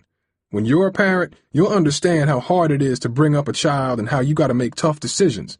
Savan chose to leave the store and disobey me, and he's got to face the consequences of his actions," Uncle James said sternly. "But Uncle James—" "Enough, Hakeem. Stay out of it," Uncle James barked. "Easy, James," Hakeem's father warned. "Why you gotta be like that, Dad?" Savan demanded, glaring at Uncle James. "Hakeem's telling you the truth, and you still don't want to listen." "No, you are the one that didn't listen. I told you the other day that this was your last chance. I don't want to send you out, but you made a choice, and part of being a man is you gotta live with that choice. Go up and pack your bags," James ordered. Savan blinked, shook his head, and walked to the stairway. Hakeem felt as if he was watching two massive trains racing into each other, and he was powerless to stop them. His uncle and cousin were completely out of control. "Everyone just stop!" a voice yelled suddenly. Hakeem turned to see Aunt Lorraine step into the center of the living room. "All y'all acting like the kids I teach at school, and I can't stand it no more. I always knew the men in this family were stubborn, but this is ridiculous," she said, putting her hands on her hips. Uncle James looked surprised, and Savan stopped in his tracks. "Nobody's going anywhere until we figure this out. James, you think Savan is going to be any safer if we kick him out now?" she said, quickly turning to Savan. "And do you think sneaking out in the dark and leaving your father all alone at the store every day is the way to get him to listen to you?" Savan shrugged. "I didn't want to leave him alone, Mom. I told him I could still work in the store part-time, but that I needed time for me and the boys. Tariq's working at the music store, and he got us some gigs or parties this summer. I already saved $300. I told Dad we were making money, but he didn't want to hear it. All he wants to hear about is the store," Savan said wearily. "Savan, that ain't true," Uncle James replied. "Yes, I could use your help, but that's besides the point. I know 2 families from church who got boys your age in jail. I know another who lost her son because he was shot outside a club by mistake. I'm not going to let that happen to you, and if I gotta be tough, that's what I'm going to do. It ain't 'cause I don't care, it's because I do care." "Yeah, well, you sure got a strange way of showing it," Savan grumbled. "And so do you," Aunt Lorraine countered. "You've been giving us attitude for months now. That hasn't helped anything. That's because all you do is tell me I should be more like Hakeem. It's like you want him around more than me or something. The more you do that, the more I feel like just giving up, you know? 'Cause I'm never going to be like him, the A student, the perfect son," Savan replied, his voice a mixture of sadness and resentment. "There's no one we love around here more than you, Savan. It's just we thought you'd listen to Hakeem since you wouldn't listen to us," Aunt Lorraine explained. "You two used to be so close." Hakeem winced at the mention of his name. He hated how Savan and his parents threw it around at each other like an insult. "Can you all just leave me out of this?" Hakeem cut in, unable to hide his own resentment. "I'm not perfect. Ever since I got here, all of you have thrown me in the middle of your fight, and I've been getting nothing but static from all sides," Hakeem confessed, forcing back the emotions that formed a huge lump in his throat. "All I know is it ain't easy being out here away from home, but you all keep saying I got my act together. I don't know where you get that. Right now, I'm just trying to survive out here, that's all. The more you all say I'm perfect, the more I want to go home to the people that know me, 'cause none of them would treat me like this." Hakeem's parents looked surprised at his words. They glanced over at Aunt Lorraine and Uncle James, who just shook their heads as if they were stunned. Savan nodded thoughtfully. "Looks like there's lots of misunderstanding in this family from all of us," Dad said, rubbing his eyes. It was past 3 a.m. "Yeah, but there's lots of love, too," Mom added, and the adults in the room nodded. Just then Charmaine and Charlene walked into the living room, their eyes squinting against the bright lights. "Why is everyone up so late?" Charmaine asked. "We can't sleep 'cause everyone keeps talking," protested Charlene. "Girls, go back to bed. All of us are going to bed now," Mom said, leading them to their bedroom. "Amen. Let's sleep on this. We got lots to talk about, but we're not going to solve it all tonight," Uncle James said. "Do I still gotta leave?" Savan asked. "No, son, I don't want that. I never did. But if you stay, you're going to have to make some changes around here," Uncle James said, looking at Aunt Lorraine, who stared at him. "Maybe I do too, but let's talk about it tomorrow." Savan sighed as if he had been released from a great burden. "Thanks, Pop," he said, heading upstairs. Hakeem followed him, exhausted by the day's events. "Cuz, wake up. You got a phone call. I think it's important." Hakeem was about to roll over and go back to sleep, but Savan's voice was sincere. The hostile edge that had been in it all week was gone. Hakeem sat up, rubbed his eyes, and made his way downstairs. His parents sat at the table, the looks on their faces grave. "Hello?" "Hakeem, it's me." The voice snapped him to attention. It was Tara, but she sounded more stressed than he'd ever heard her. She was calling from California. "I can't stay on the phone long, and I got bad news to tell you. Darcy's grandmother died last night." Hakeem groaned and leaned his head against the wall, his mind flooded with memories of the nice old woman he'd seen each time he visited Darcy. He could almost feel Darcy's loss across the thousands of miles that separated them. If he hadn't moved, He'd be with her this very moment. Darcy's in real bad shape, Tara continued. She needs you. I'll be there. I'll figure out a way. I knew you would, Hakeem, she said. After he hung up the phone, he explained the situation to his parents. Hakeem, I know it's important to you, but we don't have that kind of money right now, and we can't ask your aunt and uncle. They've already done too much. I got money, a voice said from behind them. It was Savan. He was standing at the bottom of the steps holding his bundle of cash. Everyone turned to him at once in shock. I've been saving what I make at parties so me and my boys can make a demo CD, but if you pay me back this summer, you can borrow it. I'll work all summer to pay it back if I have to, Hakeem insisted. Are you sure about this, Savan? Dad asked.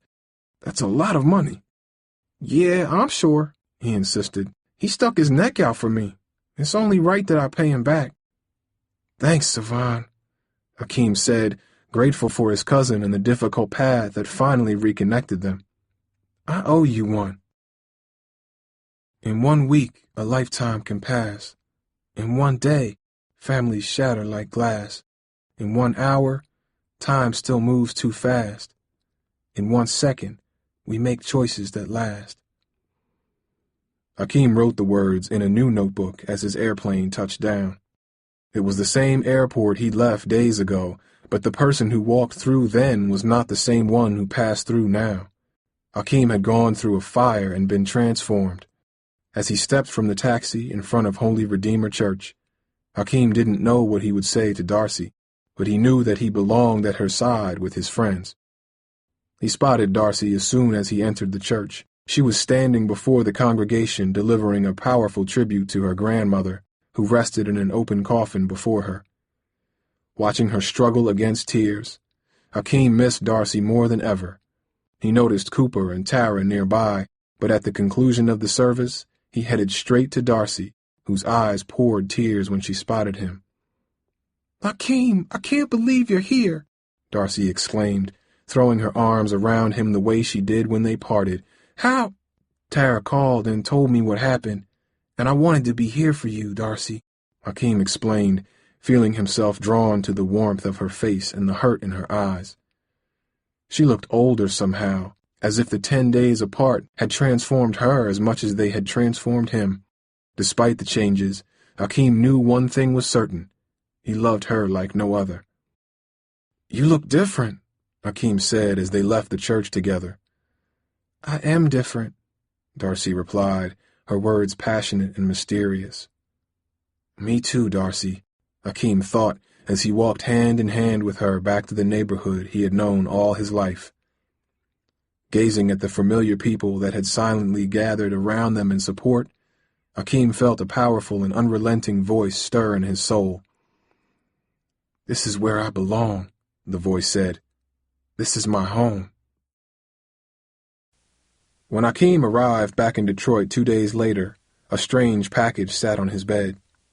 That was in the mailbox for you, Savan said on his way out. I'm going to the store to help Dad. While you were gone, we made a deal. I work in the store 3 days a week. He comes to see me and the boys rap at this block party on July 4th. I still can't believe he's going to show up, but I heard him say it. Cool, Hakeem exclaimed. Maybe y'all play my guitar, too.